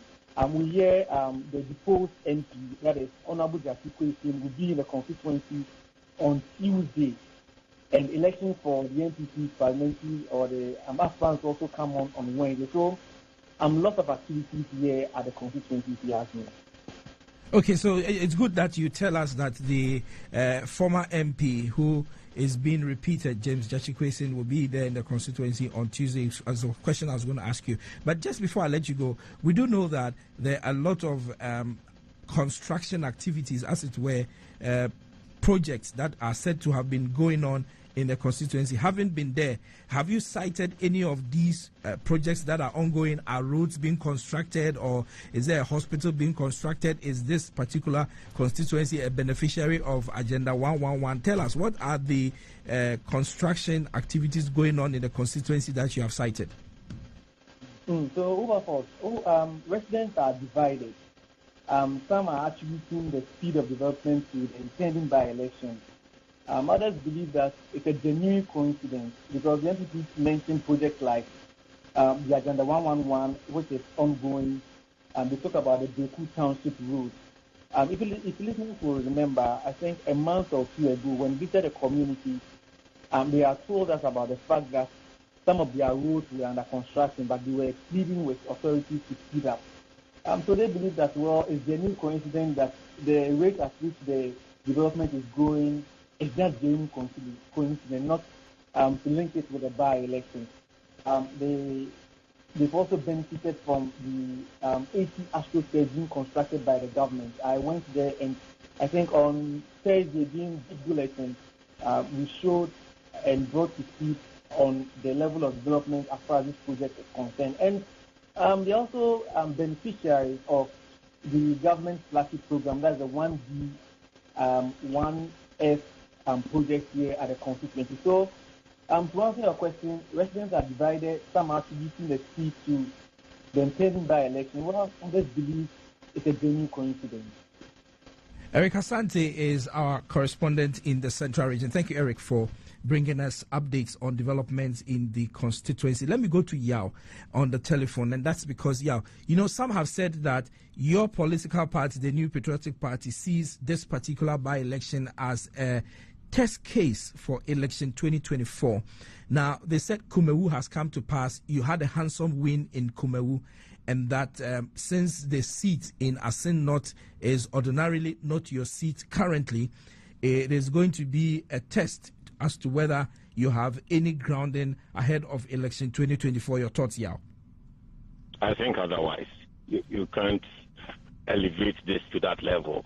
This has been hanging for a very long time, given the circumstances under which Jackie Kwesi has been fighting for his political life. So I would not elevate it to that level. But I believe that if the MPP has a stress-free primary, we can win the seat. This will be on the strength of the unity which I believe beat us in 2020, and also the development, the real development that is going on now, and the people can see as a benefit. So this is against the backdrop of the NDC doing a very crude political calculation simply based on emotion that Mr. Kwesi has been in court, and therefore the people will vote for him because he's been denied the right to sit in parliament on behalf of the NDC. I think it's too crude a political calculation.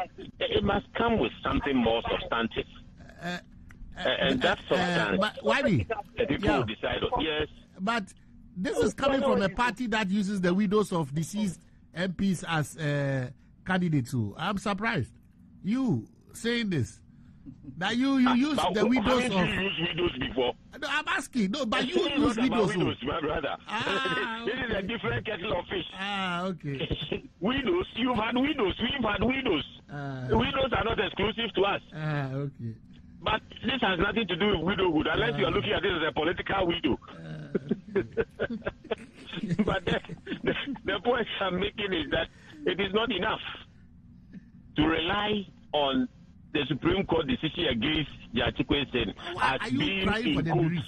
Why don't you worry about your own? Why are you worried about our candidates? And I'm saying that we will win. Oh, you're not being fair to me. I'm on the phone, and you are heckling me from the studio. Go on. The studio today. So I believe strongly that if our primaries are rancor-free, stress-free, and we can come out united around the idea that the people of Asin North deserve better representation than Jaki offered them, built on the back of the real substantive achievements of the government within Asin North, then we are going to win this seat. It's very clear. So, let me quickly ask you, previously there was Asin North and Asin South, and then it was divided in 2012, and so we had Asin Central. Then Mr. Kennedy Agyapong was the member of parliament for Asin North, and when it was divided, he decided to go to Asin Central. And then since then, your party, the New Patriotic Party, in terms of parliamentary, has won just 1 out of 3 elections that have been held there. So in 2012, the MPP had 44% at the parliamentary level. NDC had 51%. So the seat went to NDC. In 2016, MPP went back for the seat by winning 56.77% of the votes. NDC had 39%. And then in 2020, it flipped back again with the NDC getting 55%, NDC getting 44%. Now there's a by-election 3 years on after the last election, 2023. What is the evidence that you'll be able to flip this seat? Now I'm only concentrating on 2012 to date because the history before 2012 is clear that Kennedy Agyapong was winning the constituency because obviously it was not then divided. But I'm looking at the current circumstances. This is the 4th election that is going to take place there. Out of the 3, you have won 1, the NDC has won 2. What is the guarantee that you'll be able to win this to make it 2 each? There's no guarantee in politics. The evidence is in the record you have delivered.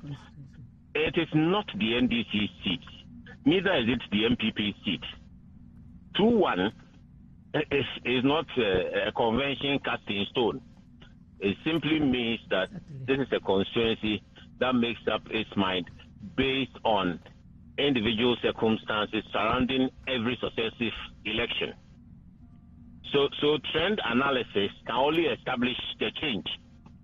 It can't establish a particular trend except that this constituency is prepared to vote either party based on substantive issues about every subsequent a successive election. Okay, so yeah, so they will be considering the issues around this election. And the issues around this election are that Mr. Kwesi hasn't been fair to the constituency. And the NDC as a group hasn't been fair to the constituency, knowing very well at the time they used him that they had previously disqualified him for this same matter. This matter of dual citizenship and otherwise. This was not his first primary. He's had a brush with them before. So how come they decided to satisfy themselves perfunctorily that he was qualified when they didn't have evidence that he was qualified? And then this is why I associate myself with my dear sister Janet. Let him finish. I'll come to you. You are worried. No, Hassan going to play a match. Mr. And then Kwesi the coach was of filing his Hasselhoff is talking about the star players of Kotoko. He's worried. That they've cost us all. He's money. worried. Janet is very right. He's worried. So no, now, YB is worried. You cannot then go back He's worried. to the people and say that the MPP didn't make him work because they took him to court. It was his own doing. And therefore, his decision to lie to the people about his status is what has cost the people quality representation in Parliament. In spite of that, the government has continued to deliver development to the people. So the people will look at that. The people will look at the authority which has been fair to them as against the other group in opposition who have lied to them about the status of the person they brought to them to be their leader.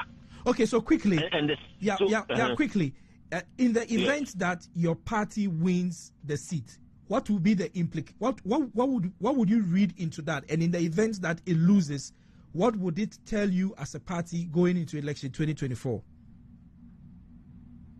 I think that if we win, it will be a triumph for quality governance. That the people keep expanding the space for democracy. Everything depends on the people now. You see, earlier on, in the very early 90s, we voted literally based on fear. We had to get rid of the military out of our democratic process. Then we advanced to the point where we took pride in identifying with our parties. In the early 2000s, the Kufuor era, now we were proud to be seen as MPP or MPC. After all the back and forth, with either party having been in power and out, a lot of people, voters, are now looking at the consequences of a vote on their personal lives. The impact of a vote, the benefit or otherwise of having somebody block a space ahead of you for 4 years. People are now looking at that. So for me, now that people are that wise about what a vote implies, anytime they step up to vote, they will be looking at whether or not their choice will give them substantive benefits in terms of development and self-growth. So if you are in Asin North now, what would it benefit you to go and say that I want to sympathize with Gyakye Kwesi because the Supreme Court threw him out? Particularly when he may still end up in criminal court for perjury. You don't even know. So it's a very risky decision by the NDC.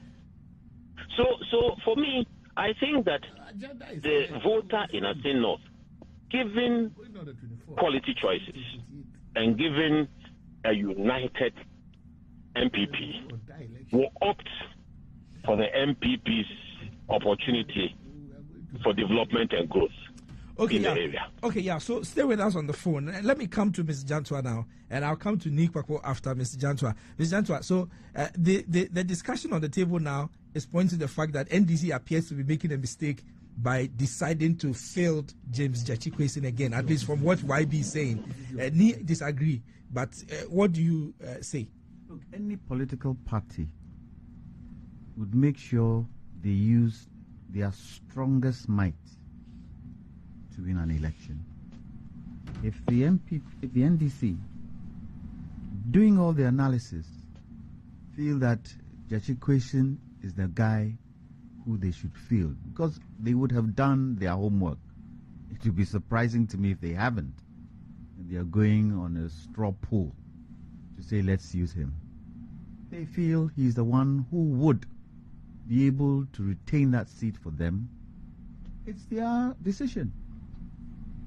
And Agroniform, when we get there, the voters there will prove whether it is they've done the right thing or they haven't done the right thing. Now remember, at this material point and at this material moment, there is no offense against Gyakye Quayson. He's innocent until proven guilty. From the Supreme Court, there is no offense. No, so, but he's standing trial. Because because he has what? Apparently regularized his papers, so he's entitled to stand. If that is his decision. Sure. Now, number two, maybe you would be able to educate me. Maybe need to be able to educate me. YB may be able to educate me. Janet may be able to educate me. When you use a particular word, and tell me what it means. Expunge. What does it mean? What does expunge mean? What does expunge mean? Remove. Remove. Yes. In toto. Yes. Take out. Clear. Yes. No trace. Yes. I like the in toto part. Yes. No trace whatsoever. Yes. In toto. You won't see him anywhere. Yes. If the Supreme Court has has expunged Gyakye Quayson's name from Parliament, anybody who goes there will see nothing wrong. So from the role of members of Parliament, it's like the role of lawyers. Yes. If you are removed from the role of lawyers, it doesn't mean that your previous actions as a lawyer, when you were legally on the roll, is no longer valid. So the Supreme Court's order is that remove him from the role of parliamentarians for the year for this tenure of Parliament. So whatever action that he took to get in there still stands. So his nomination, his election, his swearing in, everything is null and void. Yes, because of the Supreme Court decision. So I'm asking you.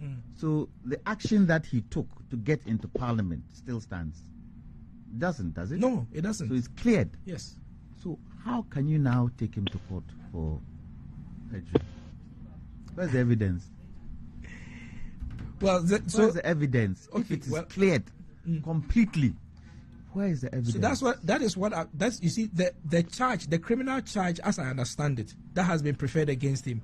It's been preferred against him based on certain actions he took, and the charge sheet is available. So for the avoidance of that, I'll try and pull the charge sheet. So you're saying that what the Supreme Court did in expunging it doesn't expunge the charge sheet. No, it doesn't. Crime has no expiring date. Okay. So he's committed crimes. Okay. The Attorney General is the prosecutor. It's education now, isn't it? Yes. Trying to educate the public. So we are saying that, and that's why I asked, the action that he took to get into Parliament, that action, correct me if I'm wrong, has not been expunged. No. It is his attendance in Parliament that has been expunged. So the charge sheet says that the first count is deceit of public officer, contrary to Section 251B of the Criminal Offences Act 1960, Act 29. And then the particulars of offence essentially says that now James Gyakye Quayson on or about the 29th of July 2019 at the Passport Office, Accra, with intent to facilitate the obtaining of a Ghanaian passport, deceived the Ministry of Foreign Affairs by making a false statement that you do not have dual citizenship, a statement which you did not have a good reason to believe to be true at the time of making it. And that's just count one, and so you go on, and there's count two. So count two says that forgery of passport or travel certificate, contrary to section 15(1)(b) of the Passports and Travel Certificates Act 1967 NLCD 155. And the particulars of offense is that James Jechikwesin, on or about the 26th of July 2019, at the Passport Office of Accra, made a false statement that you did not have a dual citizenship for the purpose of procuring a passport, a statement you knew to be untrue at the time of making it. Count 3 is knowingly making a false statutory declaration, contrary to Section 5 of the Statutory Declarations Act 1971, Act 389.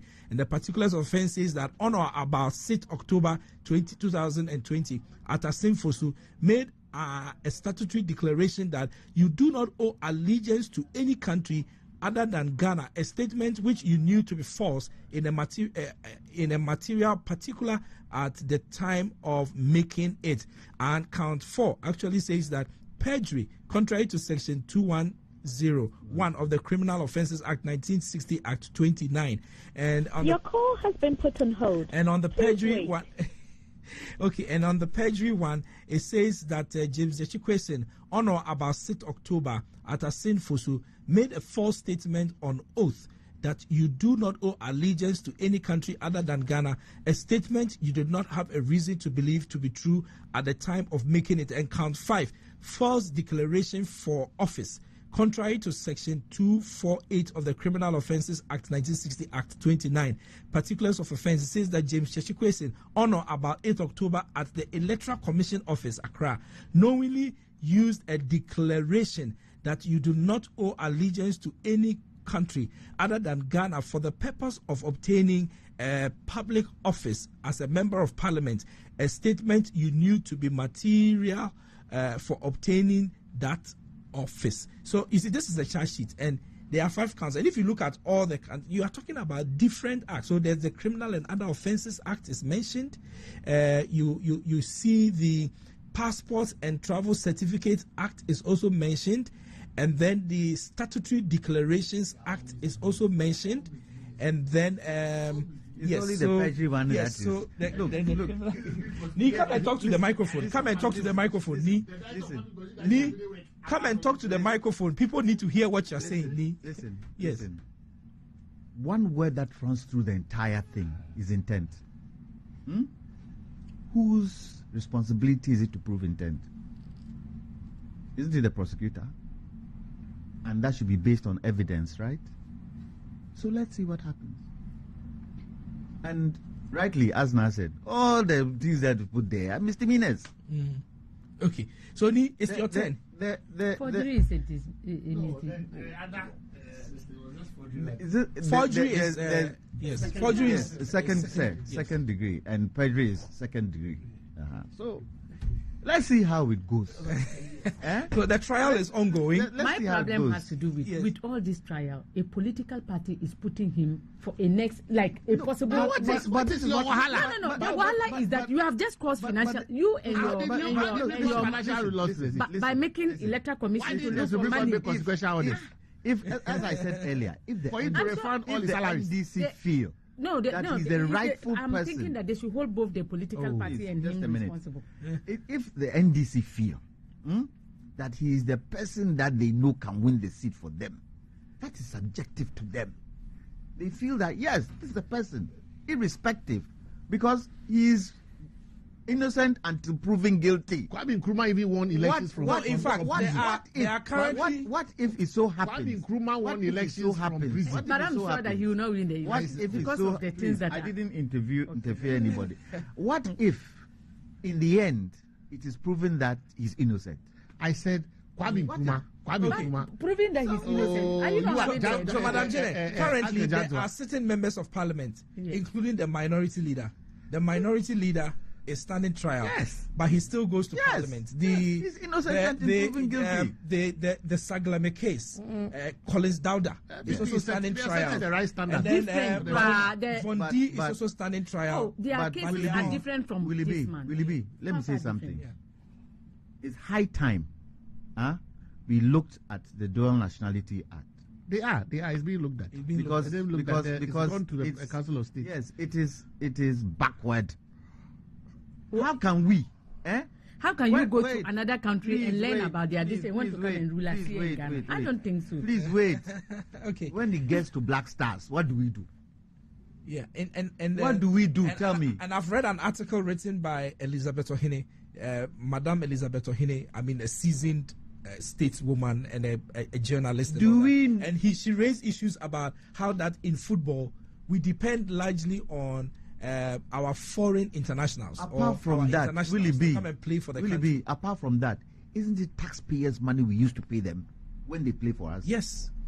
And some of them, and look, there are two sides to this nationality thing. There are those who go and naturalize, and there are those who are born by birth in that country. Some of them who play for us are born by birth in that country. Taxpayers' money, doesn't it go to them? What are we talking about? That is the crux of the matter. Okay, so Nice, your turn now. Nationality Act. And there's a statement on Facebook, and that's the premise on which you are going to make your submission. So it says that on the case of Asin North constituency, I humbly think that the decision by the NDC to field Mr. James Jachikwesin, and this statement is from Chum, is very questionable. So Chum thinks that it is questionable. He is facing criminal trial, and the probability of him being incarcerated is there, but yet still they are adamant. Can't they? So it says, can they change, or can't he be changed? I think that's what he wanted to say. Or can't he be charged? Okay, so can't he be charged for willfully causing financial loss to the state if he loses in court, and in the unlikely event of him winning the by-election, as there will be another by-election if my aforementioned narrative comes to pass. And so obviously what Chum is saying is that if he goes now for the by-election and he wins, and his trial goes on and he's found guilty, automatically the seat will become vacant again. And so he would have, it will be double issues. But Mr. Zaza, it's his turn. Causing financial loss to the state. Having we caused financial loss to the state with this cathedral thing? Who is talking? Okay. Please. Please. Please, big hole. Let's hear your thoughts on this Asin North issue. Your party says that it is certainly going to fail James Jachikwesin again. Good or bad? Well, what is anybody's problem? Is it anybody's business if we want to mount a cat or a dog? It is our business, entirely our exclusive business. That's why I was asking Yao. That are they not the power? I was surprised he was even having the fortitude to talk about issues of us being reckless and being whatever in deciding that we want to field Kwesi. They even when the person has not been buried, a city policewoman was made to resign, and within days, do you know how long it normally takes for a resignation in the police service to be approved? Her resignation was approved within a matter of 1 or 2 days under express authority from the IGP. She hadn't even buried her husband and was carried and paraded as the widow in the town to win sympathy votes. And they want to talk about what? See, I was of the opinion from the beginning that once the injunction was given, and you can ask any of our legal friends, those who know my position on this, we had no business even waiting for the Supreme Court to have given a decision on the substance of the case, because clearly the Supreme Court decision was going to be, when Supreme Court stance was inconsistent. Anybody, one, if you are a lawyer and you are doing a case and there's an injunction granted, it's an indication to you that the merits of the case have been touched. You are given an indication. If you read the decision, you were given an indication as to whether there was a prima facie case being established or not. You had raised this issue in the High Court, in the Court of Appeal, and even come by way seeking to raise it as a constitutional matter. So right from the beginning, once you had the injunction against Kwesi, it should have given you an indication that clearly. So I felt we had even been late in time. This matter would have been settled long ago. Because it's just like Ezanatos matter. As at the time that you are saying that the man is not qualified, look, even from the High Court, he was injuncted. That should have told you. You understand? All you needed to do, because now the man had the renunciation certificate in his hand. Go for a by-election. One of the ways a by-election can be invoked would have been once the person himself resigned. You understand? Yeah. So if you talk about in December, yes, in December, maybe because of the heat and the numbers, we were still settling as to who will be majority, who will be minority. But once you had passed that, and the Supreme Court had given the injunction, you ask my friends, then they'll tell you, I was of the firm opinion that we should have gone for the political solution, which is what? Let him resign. First, it would have rendered the Supreme Court case a moot matter. Because we have, as it is now, we have the firm opinion that he's the most popular person and he's the most qualified person to lead us. And I think that as a political party, we are doing the right thing. We must reward loyalty. The man has given up his life in Canada to come to Ghana to serve the party. It would have been a spite on his face if we had gone for another candidate. It wouldn't have been fair to him. He has sacrificed. All the trauma of court processes, criminal prosecution, I think he's paid his due. And we must reward him. At least, for me, the only thing I kept repeating, both in private and in public, is that we must let him understand the potential consequences that go with this decision. I don't believe in political martyrdom when you don't understand the implication. You are sacrificing yourself for the party. If you have the fortitude and you know what you are going into tomorrow, we don't want to hear that, and I came to Ghana and I sacrificed for the party and I went to an election and I have been jailed on account. We don't want to hear anything like that. Because when the by-election was declared, you had a choice whether to contest or not to contest. The party has done fair by you by putting its weight behind you. You still retain the individual choice as to whether to contest or not to contest, knowing fully well that you are standing prosecution. However the prosecution goes, you are fully aware, with your eyes wide open, knowing what you are going into. Sometimes Ghanaians can be funny. Tomorrow you start crying that and he came to contest and then the party. No, I think the party has stood by him. Even me, 24th, I'm there. I'm going to be a police agent.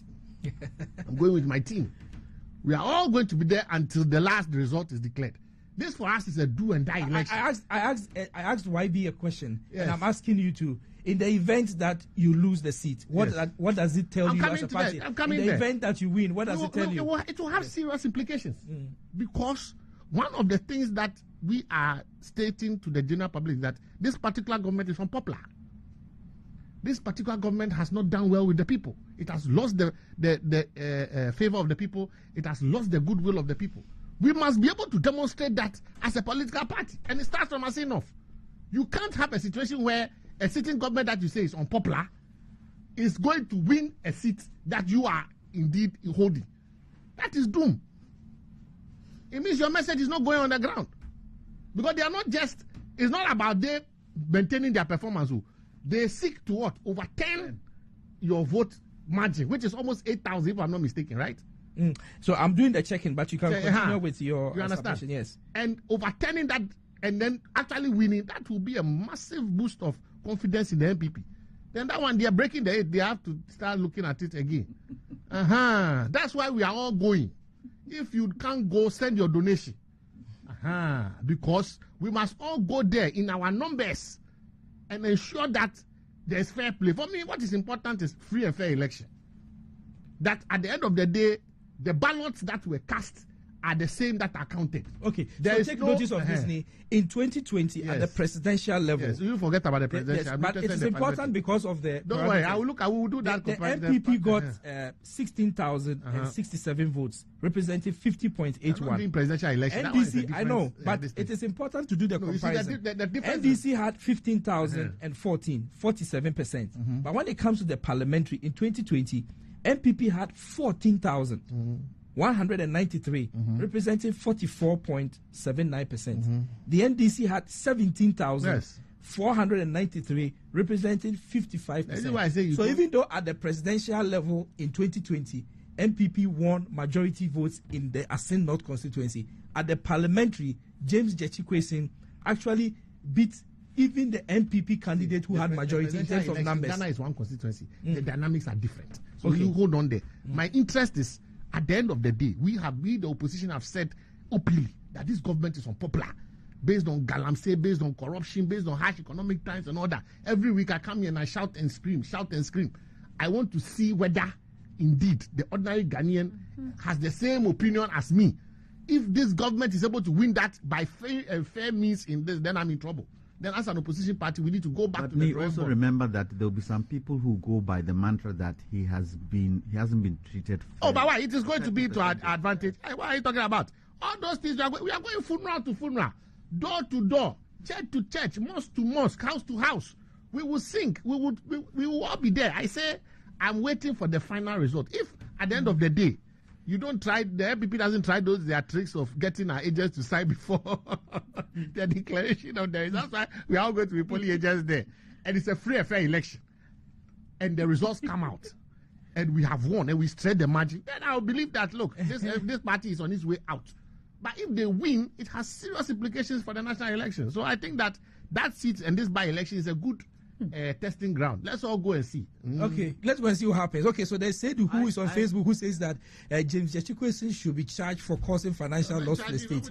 The best alternative for this country is the PNC. So yes, there's a Seydou who is supporting the representative from PNC in the studio today, and then there is Baba from Tamale who says that why is Honorable Yachikwesin allowing himself to be used like somebody who is suffering from sycophancy or something of that sort. I can't really see it.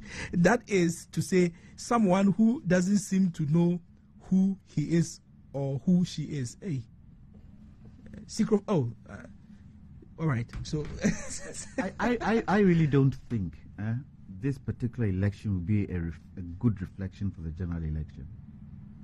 Okay. It's a big country. Issues are different in every area. At the present moment, Galamsey entering the sea is a huge problem for a lot of areas. Yes, you might say, well, maybe it would be, but I don't see it. Different areas in this country are suffering from different things in their various constituencies. And it depends also on who is chosen on the MPP side. Remember, that hasn't come into focus. So there are two candidates, Frederick Che and Charles Opoku. I'm talking about the national one. Oh, okay. All right. You know, what leader is going to come out. Okay. And how that leader would be able to defend the current administration of the MPP.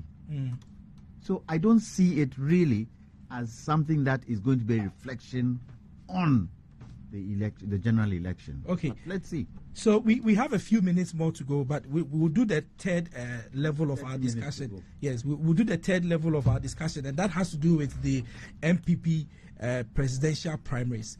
Already there are 10 persons who have taken their nominations. And, you know, in 2008, 2007, 2008, there were 17 of them, and the party was at the crossroads, just like it is right now, where they had been in office for 8 years and they were seeking to continue in office. Now, you have been in office for another 8 years, you are seeking to continue from 2024, and already the first week, you have 10 people picking forms. Janet, does this scare you for the party, for the MPP? I know you are not a member of the MPP, but I'm just saying that looking at what it did to the party in 2007. We are very happy as the opposition parties. Very, very happy. The truth is that I think it's democracy. I'm very happy. More should come. When I left as a national women's organizer, the people that wanted to contest that position were about 5 women. It has never happened before. Because of the impact that I brought in that sector, it brought a whole lot of people into the limelight to contest that position. So if 10 people or more want to contest as presidential candidates for the MPP, it's good for democracy. What I'm pleading with the national executives is that they should be neutral. They should be transparent. They should be fair in their dealings with all candidates. One of the things that can divide political parties has to do with unfairness, especially in the internal elections. Please let me digress a bit to NDC and what happened. You know, when Dr. Dufour was screaming that he wanted his photo album for the elections. I wish they could listen to him, because Her Excellency, former First Lady Nana Akufo-Addo, the same thing happened. When she was contesting, the way she was treated, as if she's an outcast, as if when she was contesting Mills, as if she's an enemy of the party, as if they don't believe in democracy. And because of that, she took hatred and left the party. As we speak now, she's still holding animosity towards the party. You don't create enemies for yourself. Then, when Dr. Dufour came, I knew Dr. Dufour was not going to win. So when you know that and you are in a comfortable lead, then you open your heart and you are compassionate towards those who are coming, just to make sure that the election is like lovely for everyone. But that wasn't what happened. I saw national executives mounting on platforms to campaign for former President Mahama. That was bad for democracy, because the national executives are those that set the page for elections. So if you are already having someone you like, how sure are we that you are going to create a fair and enabling environment for all other contestants? And it is seen. The man had to rush to court. Then they went to the court. Then the Council of Elders called him and said, bring the case home so that we'll look at it. He went and brought the case home. They did him 419, then left. And now, at the end of the day, he didn't get what he wanted. So in order not for him to contest in that election, so that one day when he want to talk, they will say, but you went through it. He withdrew. That is something that the MPP should not repeat. The MPP should make sure that national executives, they are fair, they are transparent, they are creating enabling environment. No matter who they like, they should never come out on the limelight. Let's come back to the MPP. That's the MPP. That's the MPP you are talking about. Yes. Okay, all right. The MPP national executive should never come to the limelight to tell people that I'm supporting maybe Alan or Ken or Bawumia. No. Don't do that, because you are those to set the decision. Anyone doing it, none of your business. But the national executives should never become partial when it comes to the dealings of their electoral processes. Moreover, they should make sure that photo albums are given to all other contestants to check through to see whether the people I'm speaking to are actual delegates or not. But you know that the MPP constitution is such that if they have more than 5 people filing their nominations, they have to do a special conference to shortlist 5 out of the total number who would have submitted. Now, we know 10 have picked their forms. And that is unfortunate. Why do you say it's unfortunate? It's unfortunate because, you see, I don't know why people just always want to go into election for election's sake. As I talk to you now, we know that maybe 3 or at most 4 are in the competition for something. The rest, they know very well that they are not in touch with the grassroots, but that is politics for you. They will tell you that they have the potential of winning, and the way they will talk is the reason why they have 10 people. I heard that they are supposed to pay 300 Ghana cedis as their filing fee, or 300,000. The NDC did 500,000. And then our Nkrumahis, the CPP, I wanted to even write an article against them because they are selling democracy. This is not the Nkrumahis party we used to know. They have changed. Who is selling democracy? How can CPP sell democracy to people? How are they 450,000 Ghana cedis. Why? Hey, do we have some rubber? No, it's not a matter of. I'm saying this because I am an Nkrumah. And then we are all in the same Nkrumah, Liman, Igala tradition. So let's come together. And for that matter, no, we won't come together. I will never come together with an Nkrumah that will pay for 450,000. Don't talk a matter. Nkrumah, who was a poor man and had no money. The man from Golu wouldn't have been president in this recent CPP, which is not CPP. They are capitalist. Madam, don't bring your matter. Don't bring your matter in here. We haven't talked about your matter. Talk about your matter and leave us alone. Capitalists are charging 300,000. Talk about your matter. Talk about your matter. This is a home game that they are talk about your matter. on our field. If you don't want unity, talk about your matter. I'm proud that You don't want unity. the Talk MPP, about your matter. I'm proud that the MPP Remember, are coming it's up, the CPP are coming government up that with brought the man in. 300,000 Ghana cedis. Even though they are in power, they are bringing it down so that democracy cannot be bought. Democracy cannot be bought. But the number is becoming unbecoming. But let's see whether the 300,000, all of them will pay. Because to pick 300,000 and your wife and children will watch you to throw it into the sea. Okay, so I don't know if Yao is still with us on the telephone. If he is, I want to quickly pick his thoughts. Yao, are you still there? Bob Jasper is preparing to run for CPP president. Really? Okay, so yeah, you know, people are saying that because of your party's constitution, with 10 people having picked nominations, let's assume that even 80% of them end up filing. What it means is that your party will still be going for the special delegates conference to bring the list down to 5, which is what is required. Is it called special or super? It's in their constitution. It is called special delegates conference, but it's normally called super delegates. Yes. So, but yeah, the question really is that now that you have 10, I know you speak for one of the candidates. Today we are doing a general discussion, but now that there's 10, who is going to go out for who? That depends on the choice of the special delegate conference. We have a history to this. In 2007, we had 17 contesting. We realized it was a bit unwieldy and stressful on the party psyche. So the party took a decision that anytime we went beyond 5, we had to do an administrative process, which is the intervening conference, to reduce the number and then present the reduced number to the full conference.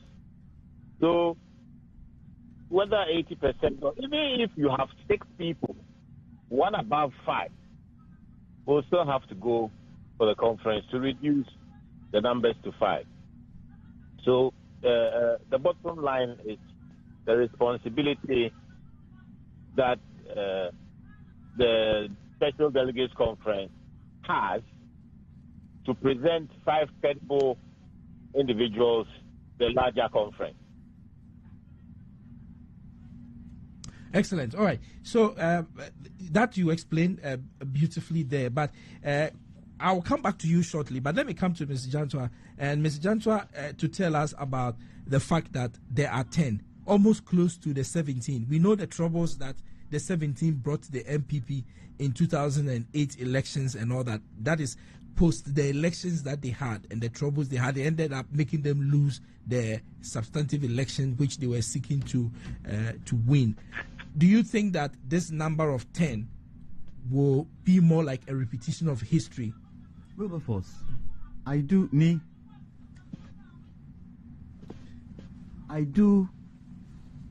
appreciate the fact that everybody who wants to stand has the right to stand. You can't stop people from standing. You can't stop people from wanting to be the flag bearer for a party. However, when you look at where the economy is and you look at how things have gone so bad in this country, I would have liked a situation where there are elders in the MPP party, there are people who support them, that they could come together with all the flag bearers and decide, look guys, it's not going to be an easy election. The possibility of creating disunity in our party with this can be high. We refer to 2008, the kind of disunity that came into our party. So let's please decide amongst us, because there are going to be more elections going forward. And listen, you don't have to be a president to be able to serve your party. And apart from that, the party comes first before any individual. So within us, let's sit and see who we feel too can stand and move this party into a general election that we can win between ourselves, so that they don't need to go through all this. Some say that route will be breaching the party's constitution. Whatever it is, I'm saying I appreciate that. But we are taking today's challenge that the country faces and the likelihood of you being kicked out of power if you still maintain that you can break the eight with this situation and you create a certain situation where disunity can come in, then it's your problem. I'll give you a typical example. My comrade Janatia, although she doesn't want to pass herself as a CPP or Nkrumahist, the dissatisfaction with the Nkrumahist groups is because of the disunity we find ourselves in. Because people can't trust that with your disunity you can rule. People can't trust it. And every political party should learn from that. And so for me, if I had my own way, and if I'm in the MPP, I'll say, look, guys, and I expect the leader who is there today should be able to do that. I believe if somebody like Darocha, Aaron Ponsa and those guys were still around, J.H.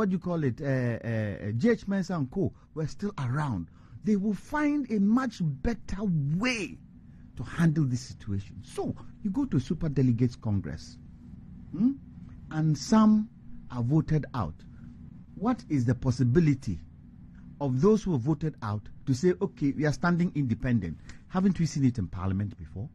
This last election didn't happen with the MPP. If they decide that I feel I'm strong, but the Super Delegates Conference has put me out, I can stand on my own. What does that make it? Is it not going to divide votes for them?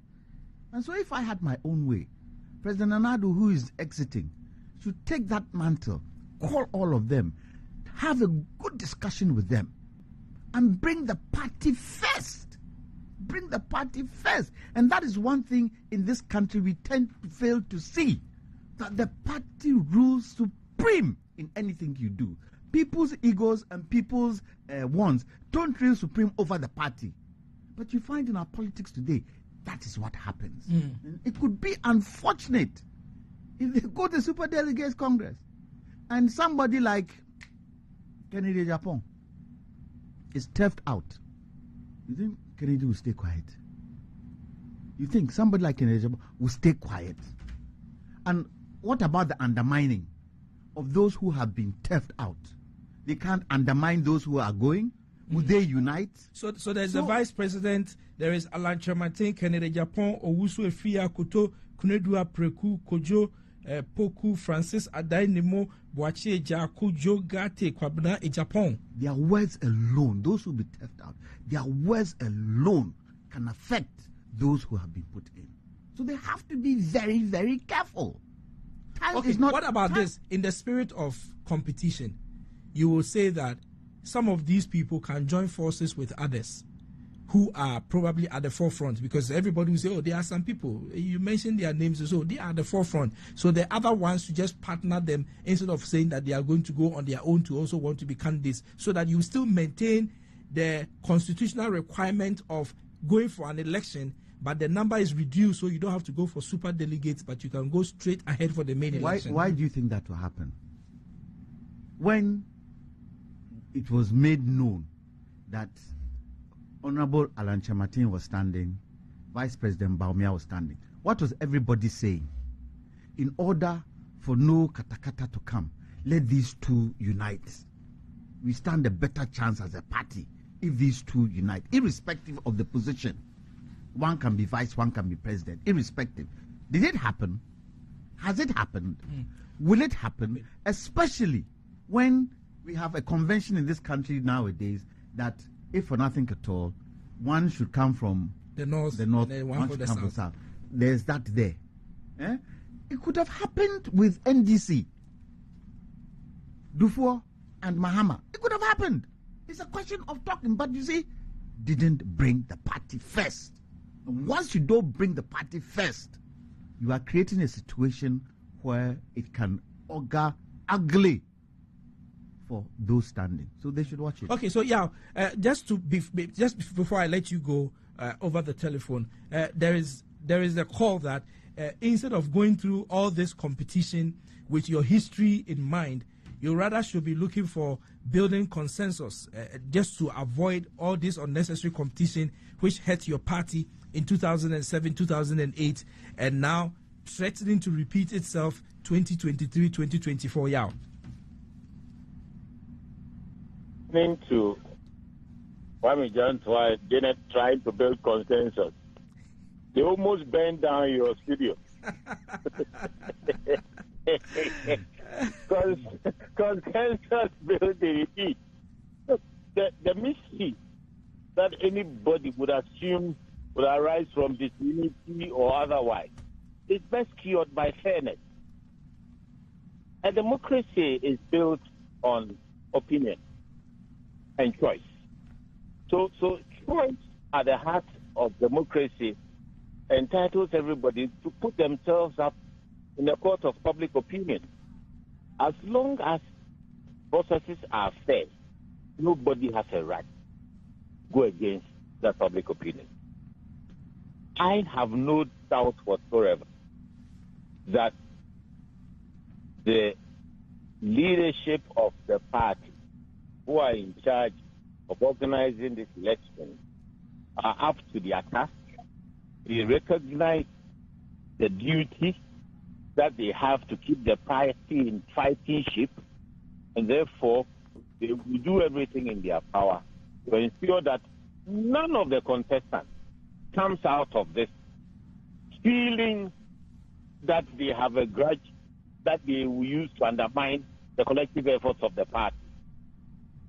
That mischief, a mischief of undermining the party's efforts, will be cured and is being cured by the steps the leadership of the party is taking to ensure fairness, including certain administrative steps that are going on within the party. So that shouldn't be a problem. But to presume that there will be problems and so negotiate some people out, create even more problems that you are trying to solve. Because who should be negotiated out? On what premises? Who do you look at in the face and say that you can't be president? Who? The person has the right to stand up and determine that based on their record, their vision, their capacity, they believe they can't be president. And there is a legal way of determining that self-evaluation. Put yourself to the test before your peers who elect you. Because you are all peers when it comes to the vote, 1 by 1 vote. So, if your peers are given adequate and effective space, that space is clearly defined and protected, and nobody will have any qualms about the management of that space, then there's no point in short-circuiting that process. To go and carry on an uncertain process of somebody, an individual or several individuals arrogating themselves the right and authority to determine whether somebody has a long head or a short nose or a large torso, and that would better appeal to millions of voters in Ghana. I think once we have a system, it is too dangerous to sidestep the system and go for something as opaque as consensus building. Because the structures and basis for consensus building are too subjective. And those are the things that will rather lead to disunity. He's not looking at the impact. When you tell me to stop, and I don't understand why you told me to stop, on what basis, Why be? I'll be distributed. Why be? Why be? Why be? I will be distributed. Why Mr. Chancellor? Mr. Chancellor has a question for you. Yeah.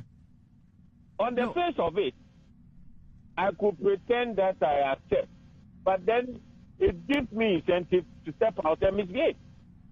But if I go through an election and I'm beating fair and square, I have no reason whatsoever, and nobody else will follow me to go and create disaffection or undermine our collective, because there will be no reason to do so. Your peers would have told you. And that's the beauty of the structures that we erect to determine choice in a democracy. Okay. I think quickly, we must go forward and have an election. YB. The only condition is that it must be free and fair. Okay. YB, it depends on the nuances of the election. We know in this country. Listen to you. We know in this country, elections come with so much nuances. Oh, this person paid X here. This person gave rice here. This person gave TV here. Once that creeps in, and it always creeps into the election, you're asking for trouble. And for me, it is the after impact that is important. The healing process. Okay. So you have the last word on this matter because we are ending. Yes. Yeah. I think that. Are you there? I'm saying that. Are you there, Yao? I'm here. I think that looking at the fact that the vice president is the current vice president, I think you people should give in and allow the vice president. He's obviously should be a better candidate by consensus. What do you think? Need pass through. No. Why do you don't have to answer that question? I tell you your truth, then you panic. Then you try and create a situation. But you are talking yourself for giving us why we should be looking at a better candidate. And in this case, I think that being a sitting vice president, we should allow the sitting vice president to continue the good works of President Anado. You understand? So that's your contribution. I think that you yourself, in your heart of heart, knows that the current vice president should be allowed to contest this. Your candidate should withdraw from the race, that there's a better candidate. I think you have considered that this morning, that there's a better candidate in the person of Dr. Muhammad Bambia. So now you concede that the NDC has nothing against the vice president. No. I'm saying that where you are sitting right now, we are discussing the internal elections of the NPP. And I think that from this morning, you yourself will agree that you are going to run on the record of President Nana Akufo-Addo, right? And currently, his ticket has the vice president. And so, by necessary inference, you yourself should be supporting the ticket of the sitting vice president, whose record you are going to fight on. Or your candidate is going to fight on the record of the current. Unfortunately, we've run out of time. We should get an answer whether he thinks that the Nanado government has done well. Collective vision of the NPP. No, but wait. Whose record are you going to run on? Wait. Let's record wait. is part of Alan Shemati is part of that record. No, hold on. The government, hold on. You know we run an executive. You know the executive. You know we run an executive presidency. The executive presidency is made up of who? The president and the vice president. So you yourself now admit that the better candidate is the current vice president. Right? So unfortunately, we've run out of time. To know that the spokesperson for Alex Shemati, unfortunately, we've run out of time. That the vice president is the better candidate. Okay. So there's a message from Chum that we are ending with. There's a message from Chum. And we are going to follow the rules. Sure. Whoever is the most popular. So there is Darko on Facebook. The Super Delegates Conference and win the normal conference made up of over 200,000 people and win the general election in 2024. And exactly. Okay. You know the better candidate, which is the current vice president. Chum Darko says that for the MPP... discussion, so I don't want you thank you very much, Yao. Thank you very much, Yao, for your thoughts. Thank you, Ni. So there's Chum on Facebook who says that for the MPP, they have history to guide them and they should take good lessons from that and not repeat what happened in 2007. On the lighter side, some of the aspirants should check themselves as advised by the venerable J.H. Mensah of blessed memory. And that's how we are ending the show today. So Janet Anabla is the General Secretary of the People's National Convention, PNC. She joined us today for the first time. Thank you very much, Janet, for coming.